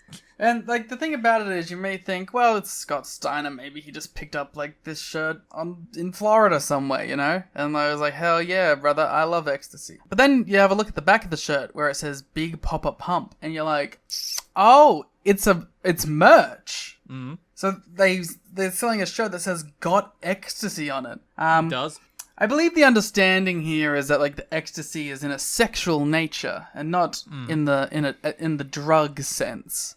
Still a wild shirt to have as official merch. All right, I'm going to pitch an alternative. On the front, Got Ecstasy. On the back, Cuntaholic. Perfect, right? I think Liam's gone. I think he's never coming back. Shut the fuck up. I tried to Google to find info about this shirt. Yeah. Because, like, there is a logo on the back that I couldn't make out. I don't think it's a TNA official TNA merchandise. Every story, when I search the word Scott Steiner Got Ecstasy, is Scott Steiner talking about how he wouldn't fail a drug test because he wants Triple H to take it with him. So, you know what? That's awesome. There's no further information about the Scott Steiner Got Ecstasy t-shirt. Coming soon to the merch store. So the match starts, and would you believe they brawl into the crowd? Sting. I do believe that. Which are you more shocked by, the Christian turn or this match having crowd brawling? Both. Sting hits Jarrett with a fan, as in the thing that goes whoosh that makes you windy, as opposed to a person. That's a great description of a fan. Sting goes up top, but Steiner hits him in the knee with a chair as Sting buckles to the floor, or to the mat, which was a great looking spot. Christian got belly to bellied on the floor. Jarrett works a figure four for a while. Steiner and Christian get into some shenanigans on the floor that ends with Sting hitting Jarrett with the NWA title for a near fall. All these shenanigans causes Rudy to eject Christian, and then Steiner is super happy and gloating, but he also gets ejected. Sting accidentally connects with Rudy Charles with a Stinger splash. Steiner comes back, and so does Christian. Christian stops Jarrett from using the guitar. Sting goes up top for some kind of dive, but as he's midair, Christian nails him with the guitar, allowing Jarrett to retain the title. Jarrett sells shock at what Christian did, so you know it's not collusion of some kind, as Christian smirks atop the ramp, and Don West is outraged. I mean, it's like, I get it. I thought Don was really good. Don sold the moment really well. I don't know, like, I am just happy that we're gonna get heel Christian. Like, this weird sort of in-between guys. How would you rank the babyface run in general? It's fine. You had to do it this way, I think, early on. Yeah, but do you think it's like an admission of failure that you're turning him heel within a year? Yes and no. I think yes in that he probably should have just been like the biggest babyface in the company. But no in that like he's just so much better in the role. Yeah. Because like I think it would have happened naturally regardless because he is kind of like a smarmy dickhead even as a babyface. And like his entire WWE run, he was pretty much a heel. I don't think he was a babyface at all during that run, was he? Yeah, pretty much. He had some like face stints that were like basically just designed for heel turns again. Because like all of Edge Christian was a heel. He was heel when they broke up. I think like some of the Jericho stuff, as you said, I think he thought like some of that stuff was like babyface. That started as but again he was like a smarmy dickhead face. And the end game was for him to turn on Jericho. So Yeah. And then he was a heel after that with Tomko. So like nearly his entire career he was a heel. And he's always been a better heel. I think his best babyface stuff is like when he came back, like ECW Ace. He was actually quite good as a babyface there, weirdly. Yeah. Where he was just like the guy having good matches with like Zeke and Yoshitatsu on TV. He was kind of just being like his TNA babyface character.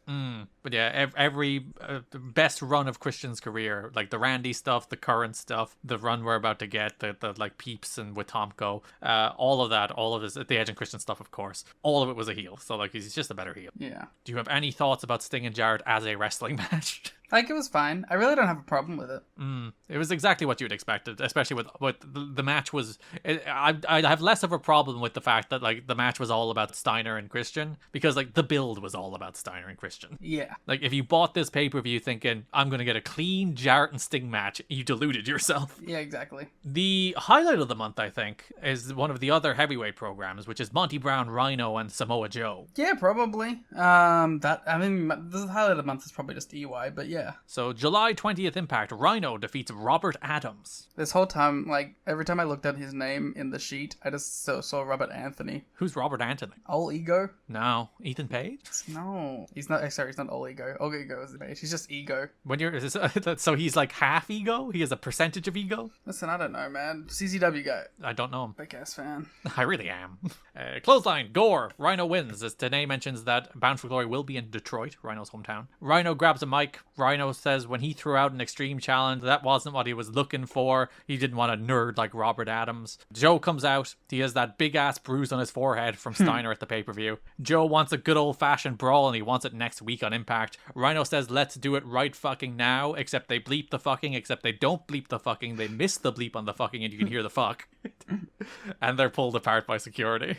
I kind of appreciate it because like Joe comes out and he's like, I just talked to Cornette and we're going to wrestle next week. Yeah. Which explains why Joe's not a coward for not just fighting Rhino now and security gets to break it up. I like that small little touch. Yeah. So next week, July 27th, JB has Monty Brown. JB wants to know Monty's thoughts on Joe versus Rhino in the main event. JB, a little instigator, being like, hey, this thing has nothing to do with you, but what do you think about it? I kind of like that, like Christian calls JB out on that a bunch as well. It's like, look at you stirring the shit. I can't go anywhere without you showing up asking me some of your dumbass questions. Exactly. Christian Wright again. Monty is mad that he's not in the main event. This is where he coins the term hippofant, which he does explain, half hippo, half elephant. Rhinos and hippophants do not deserve to be on the Serengeti. They will feel the pounce, period. I feel like all three of those animals probably could be. Is this like a 52 weeks thing where you immediately questioned yourself about whether or not these animals are on the Serengeti? I don't know.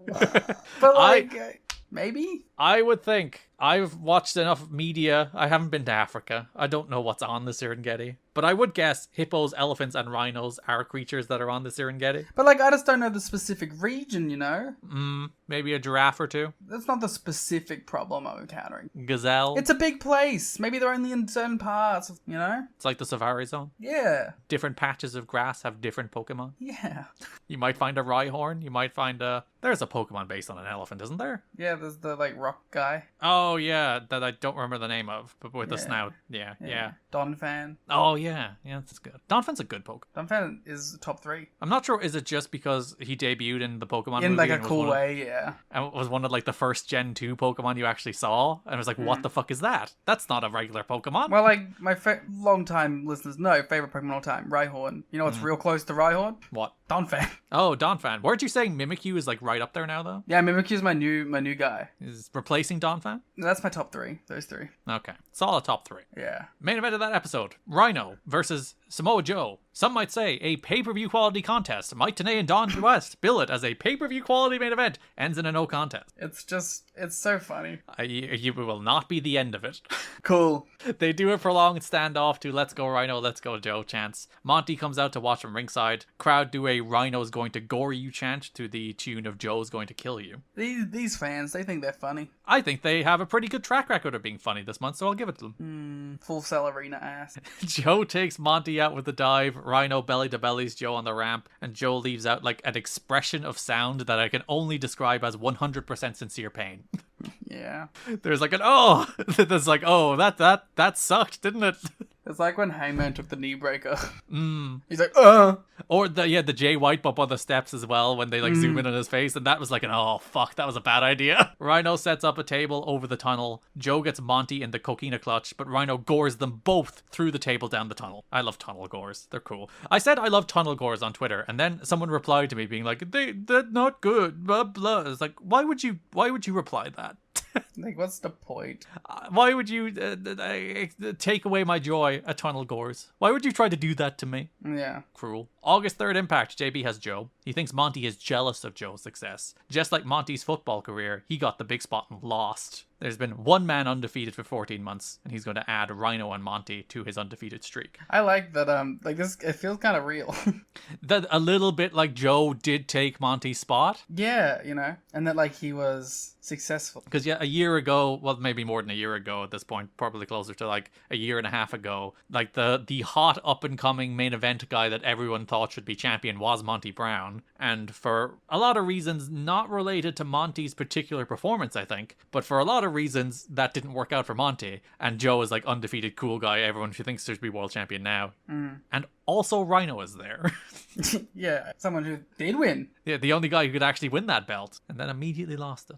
Main event of that show, Cornette books Monty versus Joe versus Rhino in a Falls Count Anywhere match for Hard Justice. Impact August 10th opens with Rhino. He comes to the ring. He's got Monty and Joe at the pay-per-view. It's Falls Count Anywhere, so he walks around the Impact Zone starting to illustrate the various things he can do in various places. He points out that he could even gore people into Little Mexico, and there's not a thing Conan can do about it. Yeah. He begins to go backstage. Monty jumps him. As Monty is throwing him into the rail, a man with a child just walks out of frame before he is absolutely trampled in the Serengeti by Monty Brown and Rhino. And he's not like rushing, he's just like, ooh. Ooh, better get my child, my progeny out of the way. My like 5-year-old girl away from being pounced, period. Monty says he's used to running through people like Joe and Rhino on a daily basis. He starts going pounce, but before he can say period, Joe's music hits. Brawls with Monty, Rhino comes back in, 3-way brawl as security separate them. She takes us to the pay-per-view. Monty does his backstage promo, and then we get Rhino does a backstage promo too, and Rhino's backstage promos are awesome. He's real fired up. Rhino is a really good promo. He starts talking about how while people were running around in a panic, Rhino was running around looking for Monty and Joe for a fight. He'll bring the fight for the people, and as the fire rains down from above, he'll cut them in half with a gore. And then we do get the Falls Count Anywhere match between Samoa Joe, Monty Brown, and Rhino. It's real fun. It is. They just do a bunch of shit, put people through shit, brawl around. But like, it's 3 really cool guys that can make that super interesting. Also nice to see Joe in this environment. It's like a big, dumb, silly, goofy plunder brawl that goes 13 minutes and they just do shit. Because like, we talked about, they cut the tag team title match from the pay-per-view. And by all accounts, they didn't actually have to do too much more tinkering to get the time to work out. Like, there's some time trimmed off a couple matches. And this feels like one that almost benefited from maybe having 2 or 3 minutes cut. Because, like, them just going and going and going added to the sense of the match. Rather than, like, if they had 2 more minutes, they might have lost some steam. Yeah. I don't know, yeah, it was kind of just like the perfect storm. Rhino hits Monty with a slingshot crossbody, but then Joe wipes him out with an awesome-looking elbow suicida. Joe punts a trash can into Monty's face. Classic Joe bit. And then falls with the boot on the rail. The punt was really good. He should do that more often. Everyone should do that more often. He does the punt. That's a classic Joe move. They brawl into the crowd, which Jarrett must have been furious about, and really do a number on like the Impact Zone wall. They like throw each other into it like 7 different times until it completely falls apart. Monty lunges over the rail with a crossbody onto Joe. Monty teases powerbombing Joe on steps, foreshadowing. Joe like hears a ringing in his ear and it just tells him not to. But in 2 years, you should love some steps, Joe. It is not your time. The steps are like, not our steps. Steps in Chicago. Monty butterfly suplexes Rhino on the ramp. Joe sunset flip powerbombs Rhino onto a chair. Rhino looks to gore Monty off the stage, but Monty sidesteps him, and Rhino gores through a table and the stage after missing.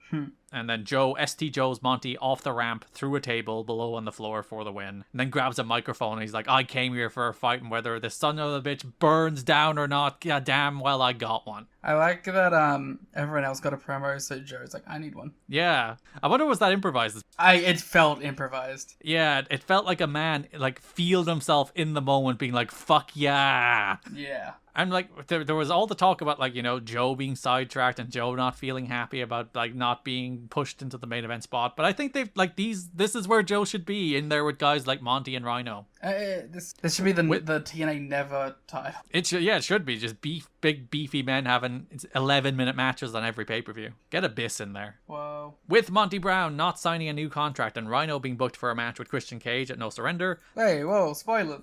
the logical decision was to have Brown do the job. When Monty got there and found out, he quit the promotion. After being talked with and pleaded with by Joe and Terry Taylor, he agreed to do the match. He went out and probably delivered his best performance of the year, if not his entire career. That's so... For a dude with one foot out the door who quit the company earlier in the day, he really worked his ass off in the match. It was probably, like, spite, the most, like, powerful motivator in the WWE business. Ugh, what's happening to me?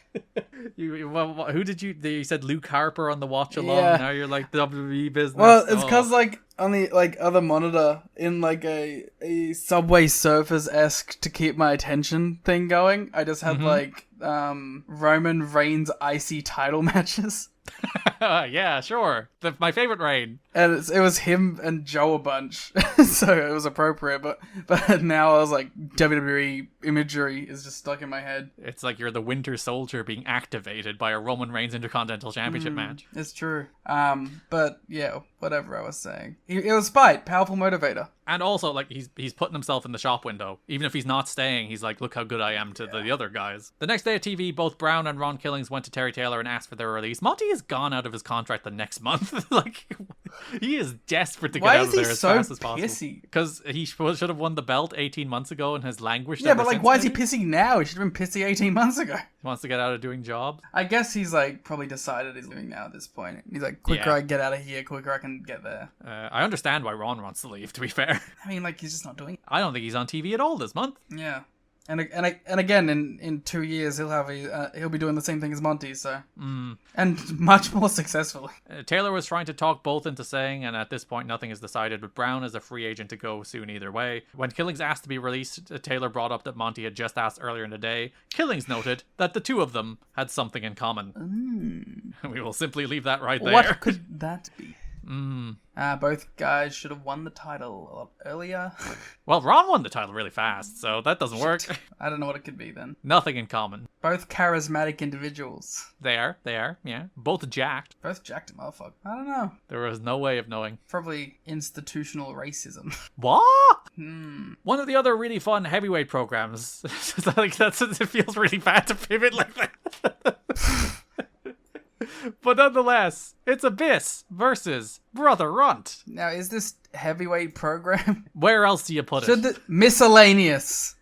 So we'll move Gale and Serralda up then. This is miscellaneous. No, they should also be miscellaneous. Yeah, that's what I mean. We'll move them to here, to this section of the show. They get ahead of the X Division and Tag Division now. Good. July 20th Impact, Team 3D are in backstage with Brother Runt. And they're like, we're not blaming you for us losing to the James Gang and Abyss at the pay-per-view. But... They seem to be, kind of, but nonetheless. They're like, we need to leave and regroup. We came here with the goal of winning the NWA World Tag Team titles, and we got sidetracked with the James Gang, and then Styles and Daniel suddenly waltzed in and won the belts. What happened there? So we're gonna leave, Runt. We're gonna leave you here. You gotta hold it down. You gotta behave yourself. Then they walk out of the room, and Brother Runt turns to the screen and gives a mischievous smirk. Following week on Impact, Abyss and Brother Runt brawl out of the tunnel.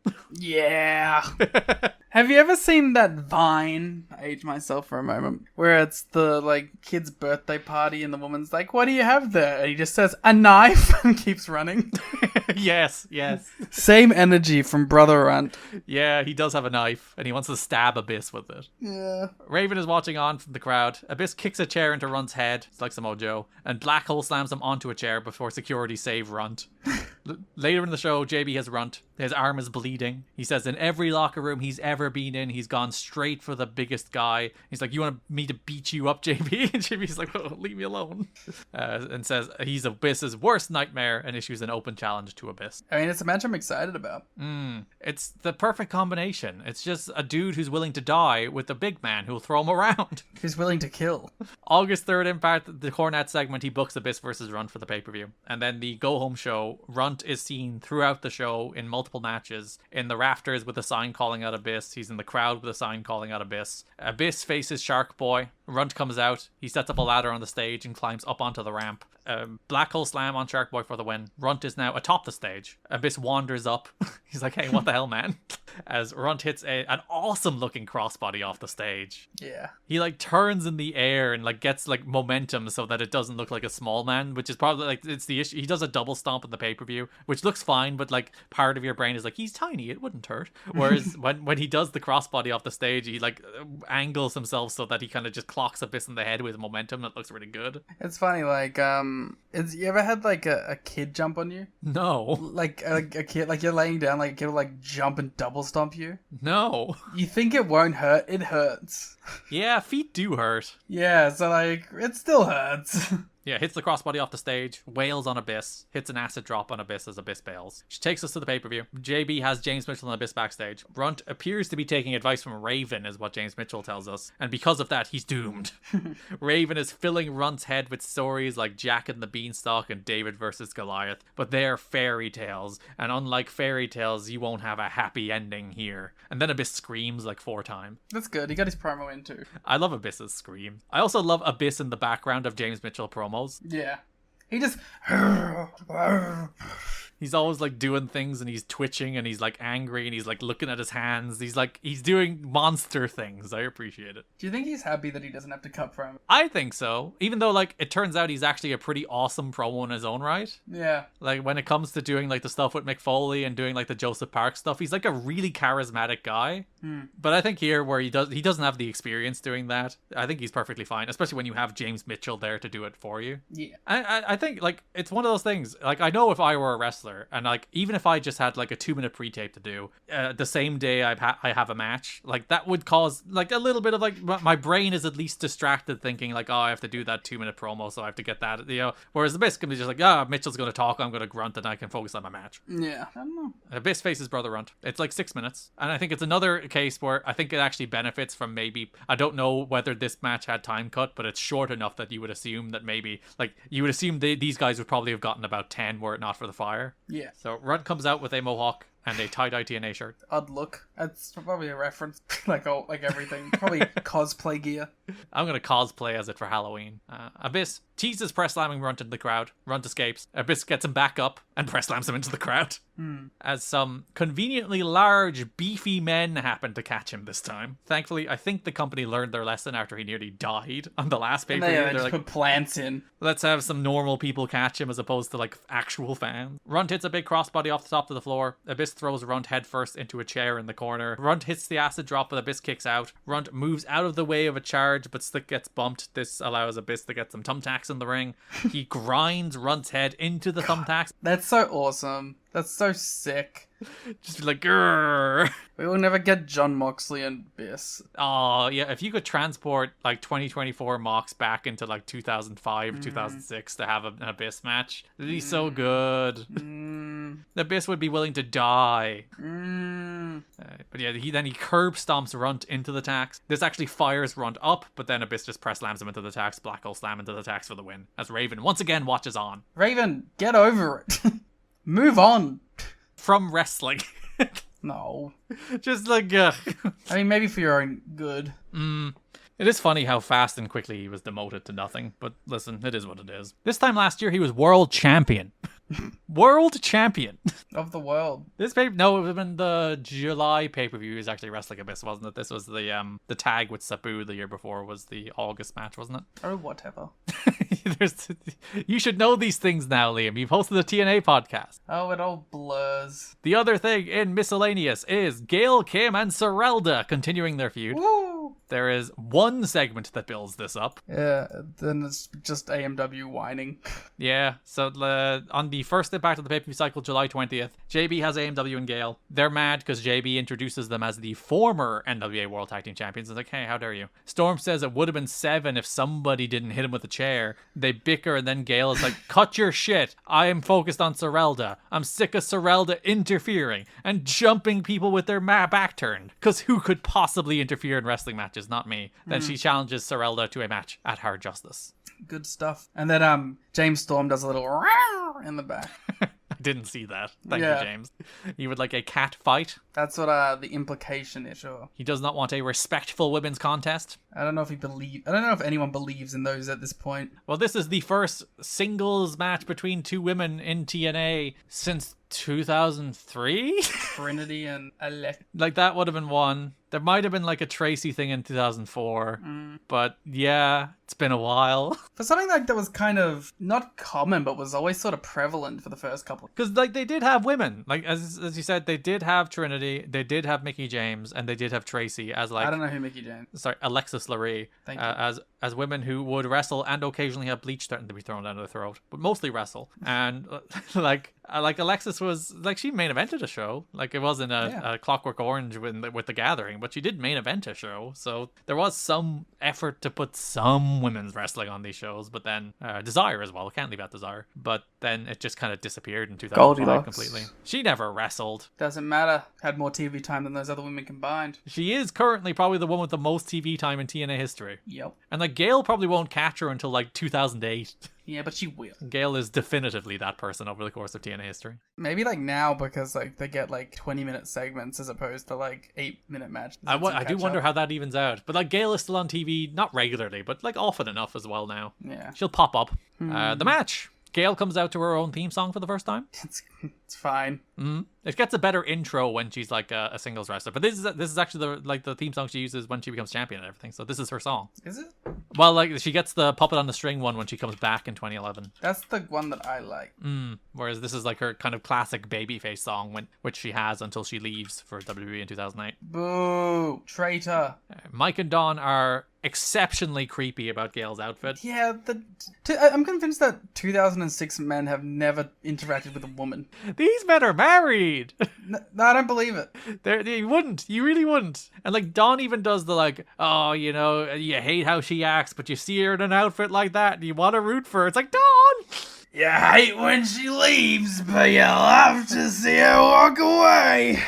That is essentially it. Wolf noises, a woo, hubbada hubbada hubbada, smacking the commentary table. They have a match. It's fine. Like, Gail is a good enough worker to carry a 4-minute match with Serelda. I think they had an explosion match before this as well, so that, like... A little tune-up. Yeah, work out the kinks. Make sure you know what you're doing for your 4-minute match.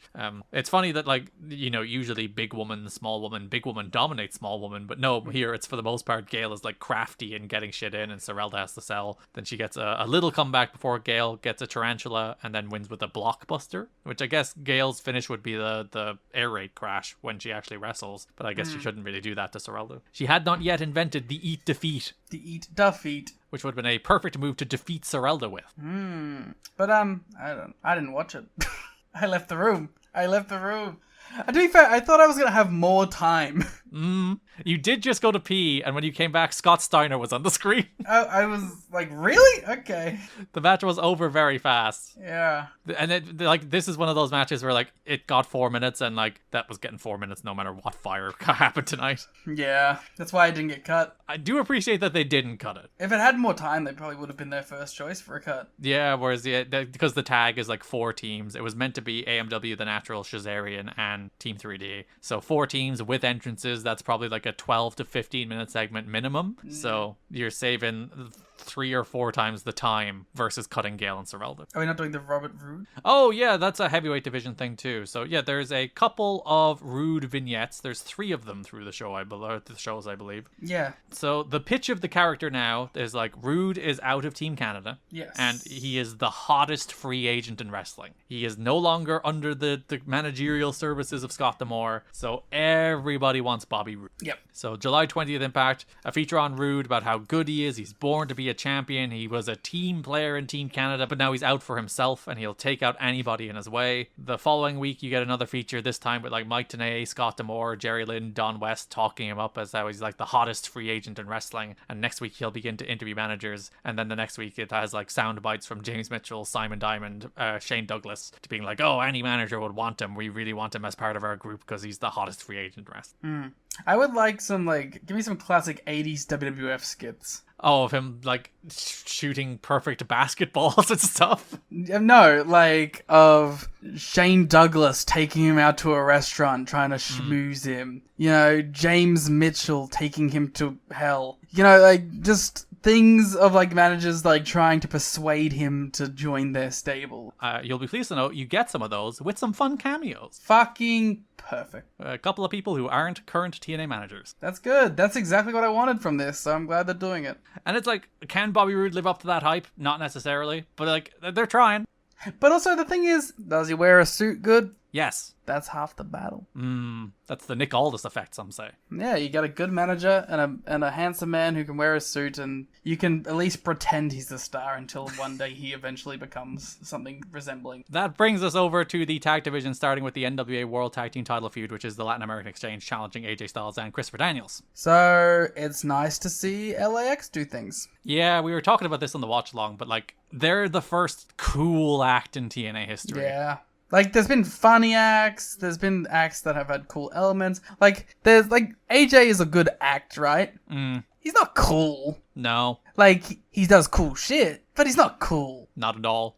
LAX are fucking cool. Even Joe, who is probably the closest to being cool, is still like kind of borderline doing a thing that's not just cool. Whereas like LAX's music hit, and you see LAX the aesthetic. Feels like modern. It feels like ahead of its time a little. Like it feels different in a way that like Joe did kind of feel like that when he debuted. He felt like something from outside of this show was on the show. But like LAX have like taken that to the next level. That's actually a really good way of putting it. Like, there's a lot of things you watch on this show that are just like, that's a thing on TNA Impact. Yeah, that fits on TNA Impact. And when LAX show up, you're like, oh, holy shit, that's different from what's on TNA Impact. Yeah. So, first Impact of the pay-per-view cycle, Styles and Daniels come to the ring. Daniels says it seems like other teams have a problem with them having the belts. They proved Team 3D skepticism wrong by winning the titles, and now they have a stack of signed contracts for every single team in TNA, including Christian and Sting, funnily enough. So that they can give out if anybody wants a title shot, come and get it. They'll be defending champions. Conan cuts them off and says, unlike what they just said, they're ducking him and LAX. AJ's like, shut up, there's a contract for you too.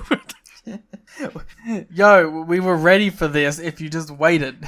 We said all, because they were going through the teams. They were like Frankie Kazarian and Michael Shane and Team 3D, and then Conan cut them off. It's like, you were next, you stupid idiot. Conan says that they're lying. Conan wants Daniels to hand deliver him the contract. The crowd chanted, you can't read at Conan, which feels a little racist.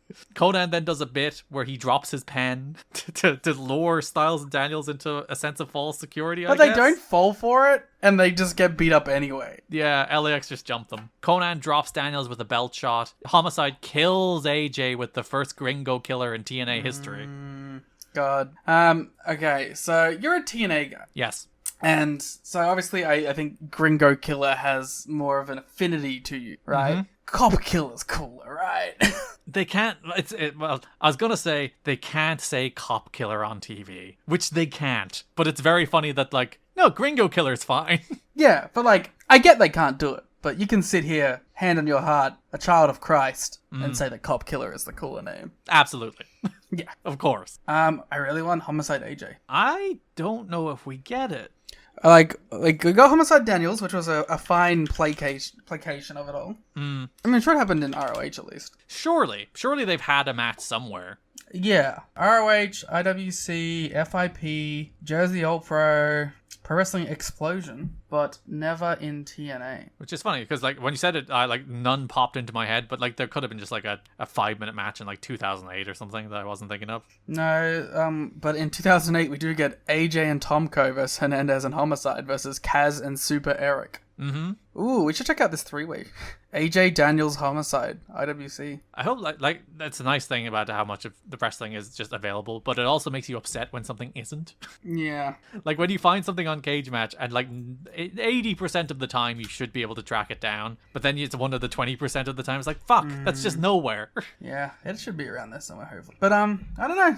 It is just nice to see Homicide doing things, because he kind of was just hanging around. And like him getting involved in a proper story story is a blessing. Yeah, he kind of drops Styles on his head with the Gringo Killer, then Styles like slumps up onto his neck. It looks really good. Daniels is bleeding from the belt shot as Conan signs the contract in Daniels' blood. That's dope. Automatically takes the feud up like 2 notches. The following week, July 27th, there's a feature on LAX. They've stolen their land, they've stolen their territory, they've tried to enslave their people and humiliate them. Now they're representing their people in the US and they're going to start taking things. Say AJ and Daniels have been coddled and catered to, but they're going to take the titles back to their people. 5150 is the police code for mentally insane, and there's nothing Styles and Daniels can do. God, that's so cool. And this is the month where they debut the like LAX 5150 shirt, which is up there as like an iconic TNA shirt. What would our number be?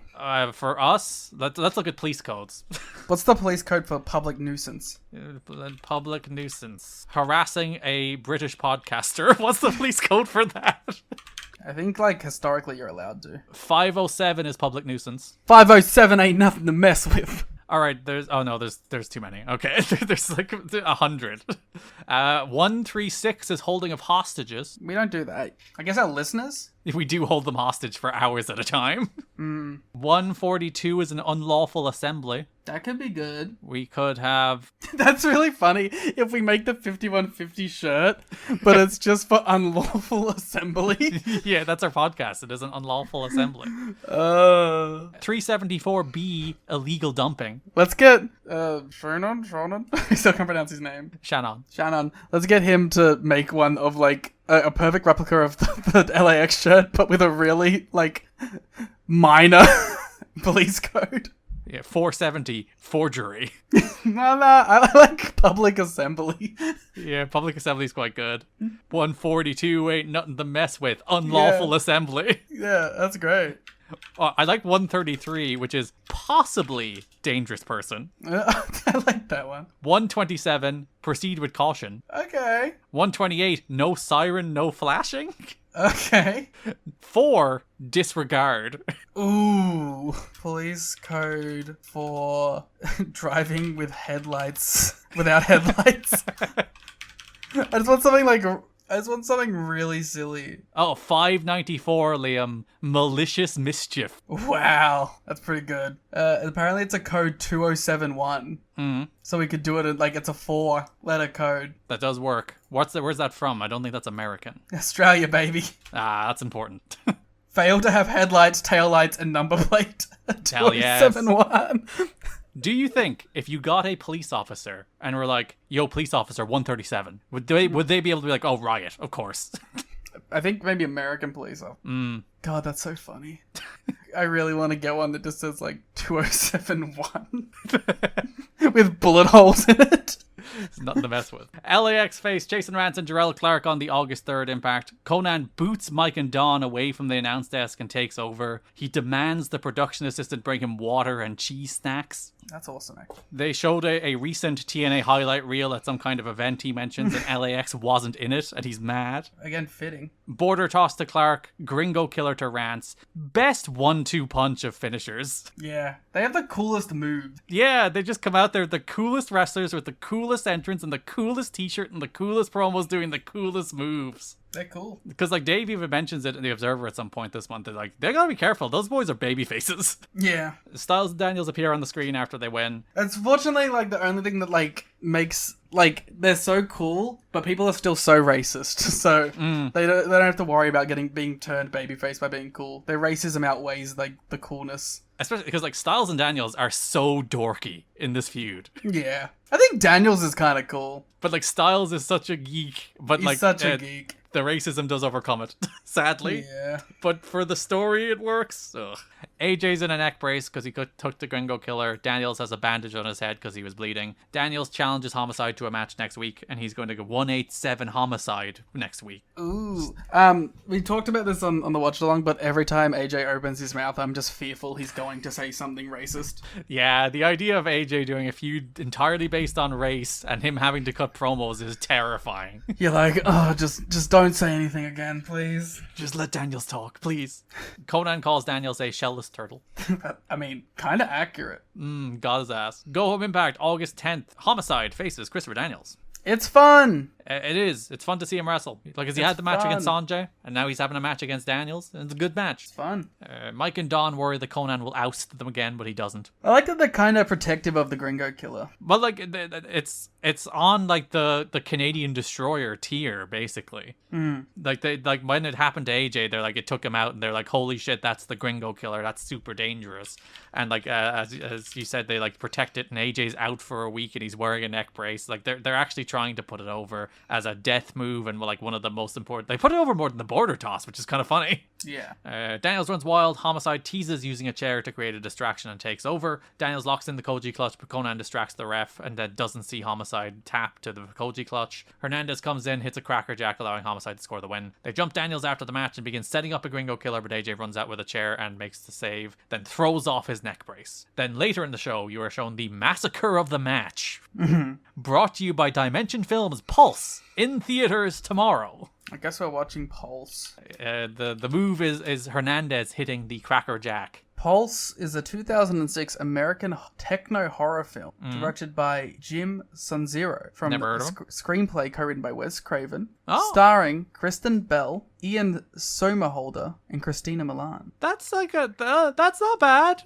It is an English language adaptation of a Kurosawa movie. Oh, okay. It had 2 straight to DVD. TNA respects the culture. Okay. Reception. Yeah, what's the Rotten Tomatoes number? 11%. Well, you can't win them all. Average rating of 3.7. Not a good movie. Wes Craven, what happened, man? He didn't, like, he wasn't involved. He wrote the screenplay. Yeah, and then he, like, bounced. Okay. What else did Jim Sonzero make? Apparently, well, it was slightly profitable. It didn't, like, do well in film, but, like, the DVD did okay. Would you like to know Jim Sonzero's other credits? Sure. He co-directed Mariah Carey's Can't Let It Go. Based. He was the cutscene director for Killzone 3 and Resident Evil 5. Oh, no! So, the famous, beloved Resident Evil, I believe. Yeah, the Resident Evil that everyone loves. The one that didn't at all kill the franchise, he directed the cutscenes of. Cool. Is that all he did? I believe this is his only feature film. That's crazy. No, okay, wait. He did something he was on Saturday Night Live for a thing. Some sort of production role. He directed 6 things. What else he got? The Pugilist.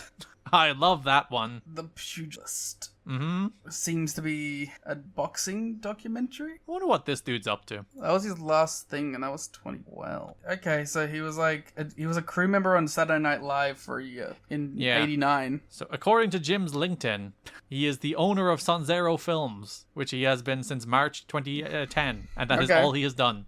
Cool. Well, maybe we should give Pulse a chance, huh? It was the massacre of the month. Massacre of the match. Fuck, I got it wrong. I didn't get the branding right. I'm too used to the Morphoplex move of the match. I don't know what to do with these massacres. I know one massacre that we will talk about. The pay-per-view? Yeah. Cool. That brings us to the pay-per-view. JB has LAX before the match. Says you can stop a revolutionary, but you can't stop a revolution. Which is actually probably not what he should say. Like, that's a really good line, but what that says is like, oh, we're stoppable. Styles and Daniels have their white boy privileges, but they've had to fight and struggle for everything, and tonight they take the tag titles. Wow, white privilege. 2006. They are ahead of their time. He doesn't say it in those words, but that is basically what it's like. Yo, you were handed everything as opposed to... Not incorrect with AJ. Well, yeah, he was the golden boy. And then everyone that ever feuded with him called him the golden boy. Yeah. Styles and Daniels defeat LAX to retain the NWA World Tag Team titles. Styles and Homicide get a fun reaction because Styles goes after Homicide, obviously, for being killed with the Gringo Killer. Yeah. Homicide spikes AJ with a cutter in the ropes that was meant to be a swinging neckbreaker, but it looks so much awesome because he just dragged him down head first. He wipes out AJ with the tope con hilo. Hernandez hits his big Supermax dive for the first time. Yeah, he does. They're so cool. They're the coolest guys in the world. Styles hits a springboard shooting star afterward, but like, who gives a fuck? It's crazy when like the springboard shooter isn't the coolest dive. Yeah, you get big boy Hernandez doing his big boy dive. Fuck you, Undertaker. You got nothing on Hernandez. True. It already is in my brain. LAX LAX hit the Steiner Bulldog on Daniels, but AJ makes the save. Conan tries to interfere, but Styles and Daniels escape the border toss and Gringo Killer, which they tried to hit in combination, which was like, I hope they do that at some point. It would be the coolest thing in the world. Connect with the high-low on Hernandez to win and retain the NWA World Tag Team titles. Hernandez signed a contract the following week at TV, so which you might be like, LAX probably should have won here, and maybe they should have, but Hernandez wasn't signed yet. So. Yeah, but I'm okay to see some more. Like, let's just keep doing it. And you will get it for the rest of the summer. Yay. This match, really good. Their stipulation matches are probably better and more famous, as we'll get matches at Bound for Glory and No Surrender as well. Another cage. That's Bound for Glory. Yeah. But yeah, this is really good. It's Styles and Daniels against LAX. LAX are here and they're rolling and they're here to take the AMW top spot. They are I even already they are the better team this year than America's Most Wanted, and there's no world in which America's Most Wanted are going to take that from them. You might make a case for Styles and Daniels, but it's LAX's this year. There's no hope anybody's winning tag team, the America's Most Wanted Tag Team of the Year award, other than LAX. Yeah. The other tag team feud is a feud that doesn't make a pay-per-view match, but it still builds to it, kind of. Yeah. There's other stuff going. There's tag teams. Yeah, it's just there's a bunch of contenders. They're gonna have a big match, but they don't have the match. James Gang and AMW have some like back and forth where they pick partners. It's not particularly interesting or good, so I don't feel like we need to dive into it too much. BG James is homophobic the whole time to JB. No, we need to go through in detail because I need to tell you about Matt Bentley is now Maverick Matt. No, you just did. And the coolest thing about it is that the Naturals get good gear. Do they? Yeah, at the end they have like cool gear. Oh, is that like the matching bikers? No, that's Shazarian have the matching bikers. No, but so do Naturals. Okay. They get like they get like the franchise gear.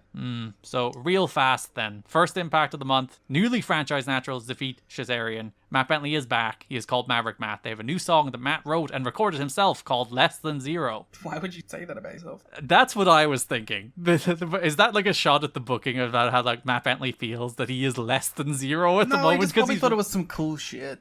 He is right that he's less than zero. Do you think Kaz was on the song? He plays music. Yeah, I assume he performed some part of it.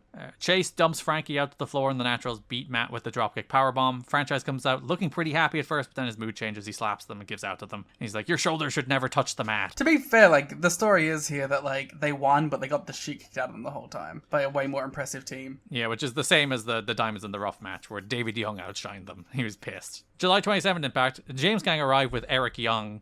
There's a table saw, and EY's like, look out for that table saw. JB is like, this isn't the plan, because the EY is like, it has a plan with JB the week before, which we'll talk about when we get to the EY stuff. But he's like, yeah, the plan wasn't for the James Gang. And then BG says that the plan reeked of makeup because JB is gay. They have a match tonight against AMW and a partner of their choosing, so they have to choose a partner too. BG is like, you're not good, but you're a good segment, so be our partner. I like that BG's like, hey, don't worry about getting fired. Everyone gets fired. We get fired from everywhere. And that does not, in fact, reinsure Eric Young. No. James Gang and Eric Young defeat America's Most Wanted and their partner, A1. EY is now billed from an undisclosed location. I think you're still on the records. No, but then he's from an undisclosed location, Liam, so you can't mail him the firing papers. That's fair. BG says EY has nice tights, but they're pink, so I believe he was mocking them again because gay. Kip has 3 words for you. Don't fire Eric. The story of this match is that EY and A1 are hesitant to fight, but then EY rolls up A1 like a bit of an asshole and beats him. Following week, you will be pleased to know, Liam, the main reason we have to talk about this is the final Naturals versus America's Most Wanted match. Thank God. This is August 3rd. They have one more match, 2-on-2, that's not a house show. It's in 2016 on a charity event, which is actually Andy Douglas's last match. Gotta track it down. It's on YouTube. I've watched it before. Is it fine? It's fine. It's a nice bit of nostalgia, especially because like AMW haven't teamed that much since they broke up. Yeah. So I think that was like the first time AMW had teamed in like a decade. So like just the novelty of seeing Harrison Storm team. And then obviously they've done some more stuff in recent years, particularly the return to TNA, where they hit one last death sentence and I cried. But I actually cried. They hit a death sentence and I wept. But yeah, this is your final. You know, it's not, you know, we usually do remember whens for when people leave. But I think this is worth a remember when. Remember when all of the Naturals wrestled AMW, Liam? I do remember those matches. Remember the one good match they had? Yeah. And then the like 17 other matches that weren't very good? Yeah. But the cage match is pretty good. Yeah. Not as good as the best AMW cage matches, Yeah. but still pretty good. Yeah. Miscommunication between AMW lets Chase roll up Storm. Steiner and Jarrett come out and beat up the Naturals with AMW. The Naturals really should just be the number one contenders. they beat everyone. They have beat the entire division. So it's like, I don't know, they should just be number one contenders. Or if like you really want to stretch it, it should just be them and James Gang, because I guess like, the James Gang haven't lost. Later in the show, Jim Cornette and his company meeting books AMW versus James Gang versus Cesarian versus the Naturals in a match that does not happen. That takes us over to the X Division, starting with the X Division title program, which can generously be described as a program. I mean, it is a bunch of matches. A bunch of things happen. Kinda? Would you even describe them as things happening? Because as I'm scrolling, I don't think there's a thing happening until the third Impact of the month. So you know what? You might. No. There's the 4-way. Okay, 3 things happened. And they're all matches. July 27th Impact. PD Williams defeats Sharkboy Sanjay Dutt and Johnny Devine. Yep. PD has a new generic theme song. He is no longer Canadian in any way. He has abandoned his Canadianship. Except his finish, which is the Canadian Destroyer. It should just be the Destroyer. I did like a small touch that as PD went for the Canadian Destroyer, Johnny Devine like fled for the hills and tagged out, because they do tags in this multi-man match for some reason. I don't know. Also, Johnny Devine knows. He was in Team Canada. PD pins Sharky with the Destroyer. The next week, we get a feature on Senshi. He runs down all of the people in the top contenders match. He sure does run them down. Yeah, there's 5 of them, I heard. They're branding this as a new era of the X Division. I'm branding it as the flop era of the X Division. like the same thing happened in like 2003, where like you had the X Division came out real hot with like low-key Jerry Lynn and AJ Styles. And then you had like the Michael Shane, Kazarian, Chris Sabin era, which were like, they're young guys who aren't really there yet, but they're trying their best. And then it came back with Styles and Daniels and Joe, and now we're back to like PD and Lethal and Sanjay and Shelly and Kazarian. Yeah. Like, it's funny, like, these are people who are kind of involved in, like, the mid-era, too. Yeah, it is kind of funny that, like, Frankie is no further along. He's actually, frankly, further behind than he was in 2003, 2004, which is kind of a shame. I mean, so is Sabin, to be honest. Yeah, at least, like, Sabin, they're trying to heat up with the Nash stuff, theoretically. But it's like, the Sabin thing, like, with Jerry Lynn, where he's like, you can do it, you gotta put it together. And it's like, this dude was ex-champ. Let me tell you about Orange Cassidy.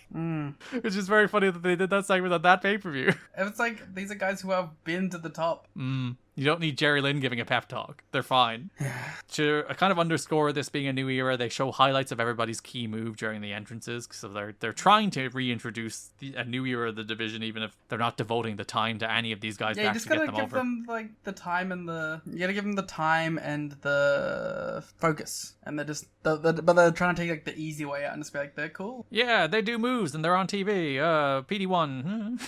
So, like, this match does have a story that plays into the title match, because this is a contenders match, which PD does win with the Destroyer on Jay Lethal. But the story of the match is Lethal, like, was running wild. He hits drop kicks on a multi-man into a multi-man leg sweep. He hits a bunch of headbutts, but then steps into a Destroyer. So Lethal ran wild. Lethal looks great, but he got pinned by PD, which sets up, in theory, it should be PD against Senshi. But the following week, Larry Z comes into and says Cornette has added Lethal to the X Division title match at Hard Justice because of how good his performance was in the match where he was pinned. Makes so little sense, but whatever. Like, I don't know why. I guess maybe they thought like 2 heels. They need a face in there. But yeah, I guess but just have Lethal win then, though. But like they already won. I think maybe they thought about it too late, and they're like, oh shit, we need a face in this. But yeah, I do like the shtick that Larry Z's new character is like very by the numbers, doing things right. Jim Cornette messenger. Yeah, he's a stooge. He is Jim Cornette's personal assistant. That does take us to the pay-per-view where we have an X Division title match, and it exists. It does. It's not particularly interesting or like good. It's just sort of whatever. Senshi hits a cartwheel dive to the floor, and Don is like, great display of his martial arts skills. Yeah. The dive is cool. There's so little going on in this match.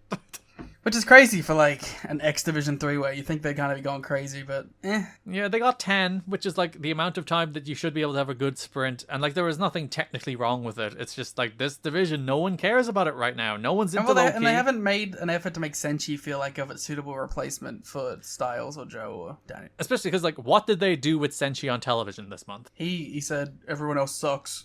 Yeah, that's all he did. He had one vignette. He was on screen for like 45 seconds. But I feel like you could literally just do him like Joe and have him beat people in like 2 minutes doing cool shit, and it would be like fine. Yeah, but they're not doing that. He's not around. He's not even on the show. But yeah, PD hits the Destroyer, but then essentially John woos PD out of the way and steals the pin, and PD is big mad. Senshi's contract situation is all worked out, but he's got new heat. In the three-way on the pay-per-view, Jay Lethal missed the spot, and Senshi responded by roughing him up, which I believe I identified on the actual thing, because he hits a real stiff kick, and I was like, well, you didn't have to kick him in the head. But Lethal was either knocked out or nearly knocked out. Conan and Homicide had pushed for him to be added to LAX, but were turned down flat, told that he was not going to be rewarded and put in the hot faction after this weekend. I like the idea, is like, we're not going to reward him, put him in the good thing. He's just X Division champion. Yeah. He can do the shitty task of X Division champion. He's not in any danger of not being pushed because they've got a program worked out for him as champion leading to Bound for Glory, which Dave presumes is Chris Sabin. The more important story in the X Division is the latest shenanigans of Big Sexy Kevin Nash. Yeah, it's just shenanigans. We don't need a match. We don't get a match. We just get shenanigans. Let's talk about him. July 20th Impact, we go to Paparazzi Productions. Nash wants to get in the head of an X Division star. He wants to, like, understand the mentality of the X Division. Of course. Shelley has tapes from Mexico. He has tapes from Japan. He even has tapes, Liam, from Madagascar. Wow, I hear their scene is hot. Very. Two-sided ring. Shelley shows him the Spaceman Tornado arm drag from Mexico. Encourages Nash to take notes. And he's like, the double reverse ninja kick with an atomic hog drop. Whoa. Nash is aghast at the two-sided ring in Madagascar. I mean, it sounds amazing. Because Nash seemed to gravitate toward the Madagascar wrestlers more than the Mexico and Japan ones, Shelley is going to fly them business class. Shut the front door. Nash's delivery of "shut the front door" from this segment is burned into my brain. Yeah. Shut the front door. That's going in the intro. Damn right it is. The intro will just be Nash quotes at some point. Yeah. Nash is like, I love you. And Shelley asks him to hold him. And Nash holds him too tight and apologizes. And I like that. Yeah, I was going to say, Shelley breaks Nash for the first time here, I think. Yeah. Like, Nash has broken Shelley a million times. I think this is the first time Shelley broke Nash. Because Nash is like delivers like an okay, like giggling at Shelley's. That's too tight. And the camera cuts as they go. Yeah, tremendous stuff. Very fun. On the July 27th Impact, we talked about this, but Jerry Lynn is talking to Chris Sabin. Talks about how Nash is a master of psychology and politics. Very funny for this Kevin Nash character to be referred to as a master of psychology and politics. He is studying the tape. He is doing the old bag in a ring in a mini in a corpse bag Osama bin Laden trick, whatever his thing was. Yeah. He's doing all of the mind games, Liam. Psychological warfare. It's classic. It will be Nash versus Sabin at Hard Justice, with the winner getting an X Division title shot. This is where Lynn fires up Chris Sabin and then they scream at each other a little. Who gives a shit? Let's get to the next bit. Shelley has the Madagascar Pro Wrestling Superstars for Kevin Nash. Woo! They are Super Blue Cross number 6 and Somalian Joe. I love Somalian Joe's 300-day run in Madagascar. That's true. Oh god, it's great. You know, it's really influential. You know, when you watch like The Shield in WWE, Yeah, exactly. you'll realize they took everything from Somalian Joe. It's true. Somalian Joe, like, he'll never be in the WON. But, like, if you really look at his career. Yeah, him and Alex Shelley, like the two paths of influence over the wrestling history. It's unbelievable. 100%. Like, if only he just had, like, you know, got that big run in one of the major American companies. It's nice to see him here in a little cameo, though. Yeah, just like Shelley is finally getting his moment, WWE should give Somalian Joe his moment. Yeah. Shelley does an intricate submission, because the idea here is they're going to teach Nash some X Division holds. So Shelley does like an intricate, the Alex special number 2 or whatever he calls it. He learned it in Mexico. And he asks Nash to try. And Nash walks up and he clubs the back of Somalian Joe. It's pretty close. Yeah, Shelley's like, not quite. So Nash picks him up and offers a second club to the back. And Shelley's like, that's eerily similar to the first time. Johnny Devine does a dive. And Shelley's like, you want to give it a shot? Nash goes up. He says, I'm going to do something a little different, though. You know, I've been practicing with my trampoline into the pool. Yeah. And he hits the craziest 1250. I think it created a black hole. Yeah. And Somalian Joe got sucked into it. That's why we've never seen him since. It's just not enough tape gets out from Madagascar. Yeah, it's a travesty. But, yeah, I don't know. I think it's only on our version that we actually get to see the move. Deep tape library thing. I had to go digging. Yeah, because, like, on TV, they messed up the cut. But, you know, we got our connects. It's the best move of all time. It's crazy. If that was an Observer category. in '06. It is. It's finisher of the year. Nash should have won it. He was robbed. In '06? Yeah, they had a finisher of the year category then. It was Goddamn. probably won by the Canadian Destroyer. But you know what? They didn't see the tape. They saw the TV tape. No, of course. Shelley finds it incredible. Nash is prepared sure. for the X Division. I wonder if they did these segments in 2024, it would definitely be Uganda instead, wouldn't it? Yeah, of course. They would actually have soft ground people there. Or maybe not these days, but... I think it's depending on the person. Where are we at with soft ground being slowly cancelled? I don't know. I think, like, it goes both ways depending on who you want to... The Jim Cornette Company meeting, he books a 6-man tag team match for Impact. It was Jay Lethal, Chris Sabin, and Sanjay Dutt versus Alex Shelley, Johnny Devine, and Kevin Nash. Nash didn't attend them He didn't. Very rude of him. because, it's Kevin Nash. He's too busy learning the X Division holds. Exactly. He's practicing his flips into the pool. with AJ Styles. Just like AJ, yeah. Vince Russo is there too. August 10th, Impact. Chris Sabin, Jay Lethal, Sanjay Dutt defeat Kevin Nash, Alex Shelley, and Johnny Devine. Nothing match, but the story is Nash is dodging Sabin. I like that he's like something is in his eye when Sabin tags in, so he has to tag out. I think, again, just master of politics and psychology. He does sell for Dutz and Zaguri, which is... He gave something. Yeah, I think he likes these people. I don't think he has a problem working them. He has a problem losing to them. That might be the thing. Sabin pins Devine with the Cradle Shock, which takes us to the pay-per-view. The first segment post-Fire, JB has Alex Shelley. We are informed that Kevin Nash is unable to compete tonight due to a very serious neck ailment. Yeah. Shelley informs us it will be number 1 on the list of top 50 sad TNA moments. That's the DVD coming out next. Which that list has never been made, but I am tempted for the bit to make it as a YouTube compilation where number 1 is in fact this segment. Yeah, let's do it. If you have suggestions for your top 50 TNA sad moments, please let me know. You know what's funny? It's going to be like number 2, an actual like horrific thing that happened where everyone is very sad. And then like number 1 is this segment. Yeah.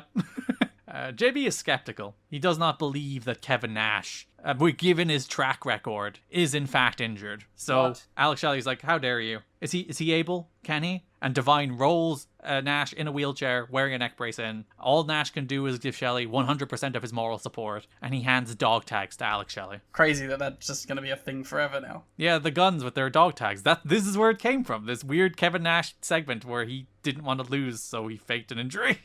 Like, you might think, was this an angle all along? Like the fact that like the whole thing is JB and Mike and Don are like, he's not fucking hurt. He just doesn't want to wrestle Chris Sabin. You might read into that like, oh, that was nope. Nash just refused to. Nash just like, I'm injured. I can't wrestle.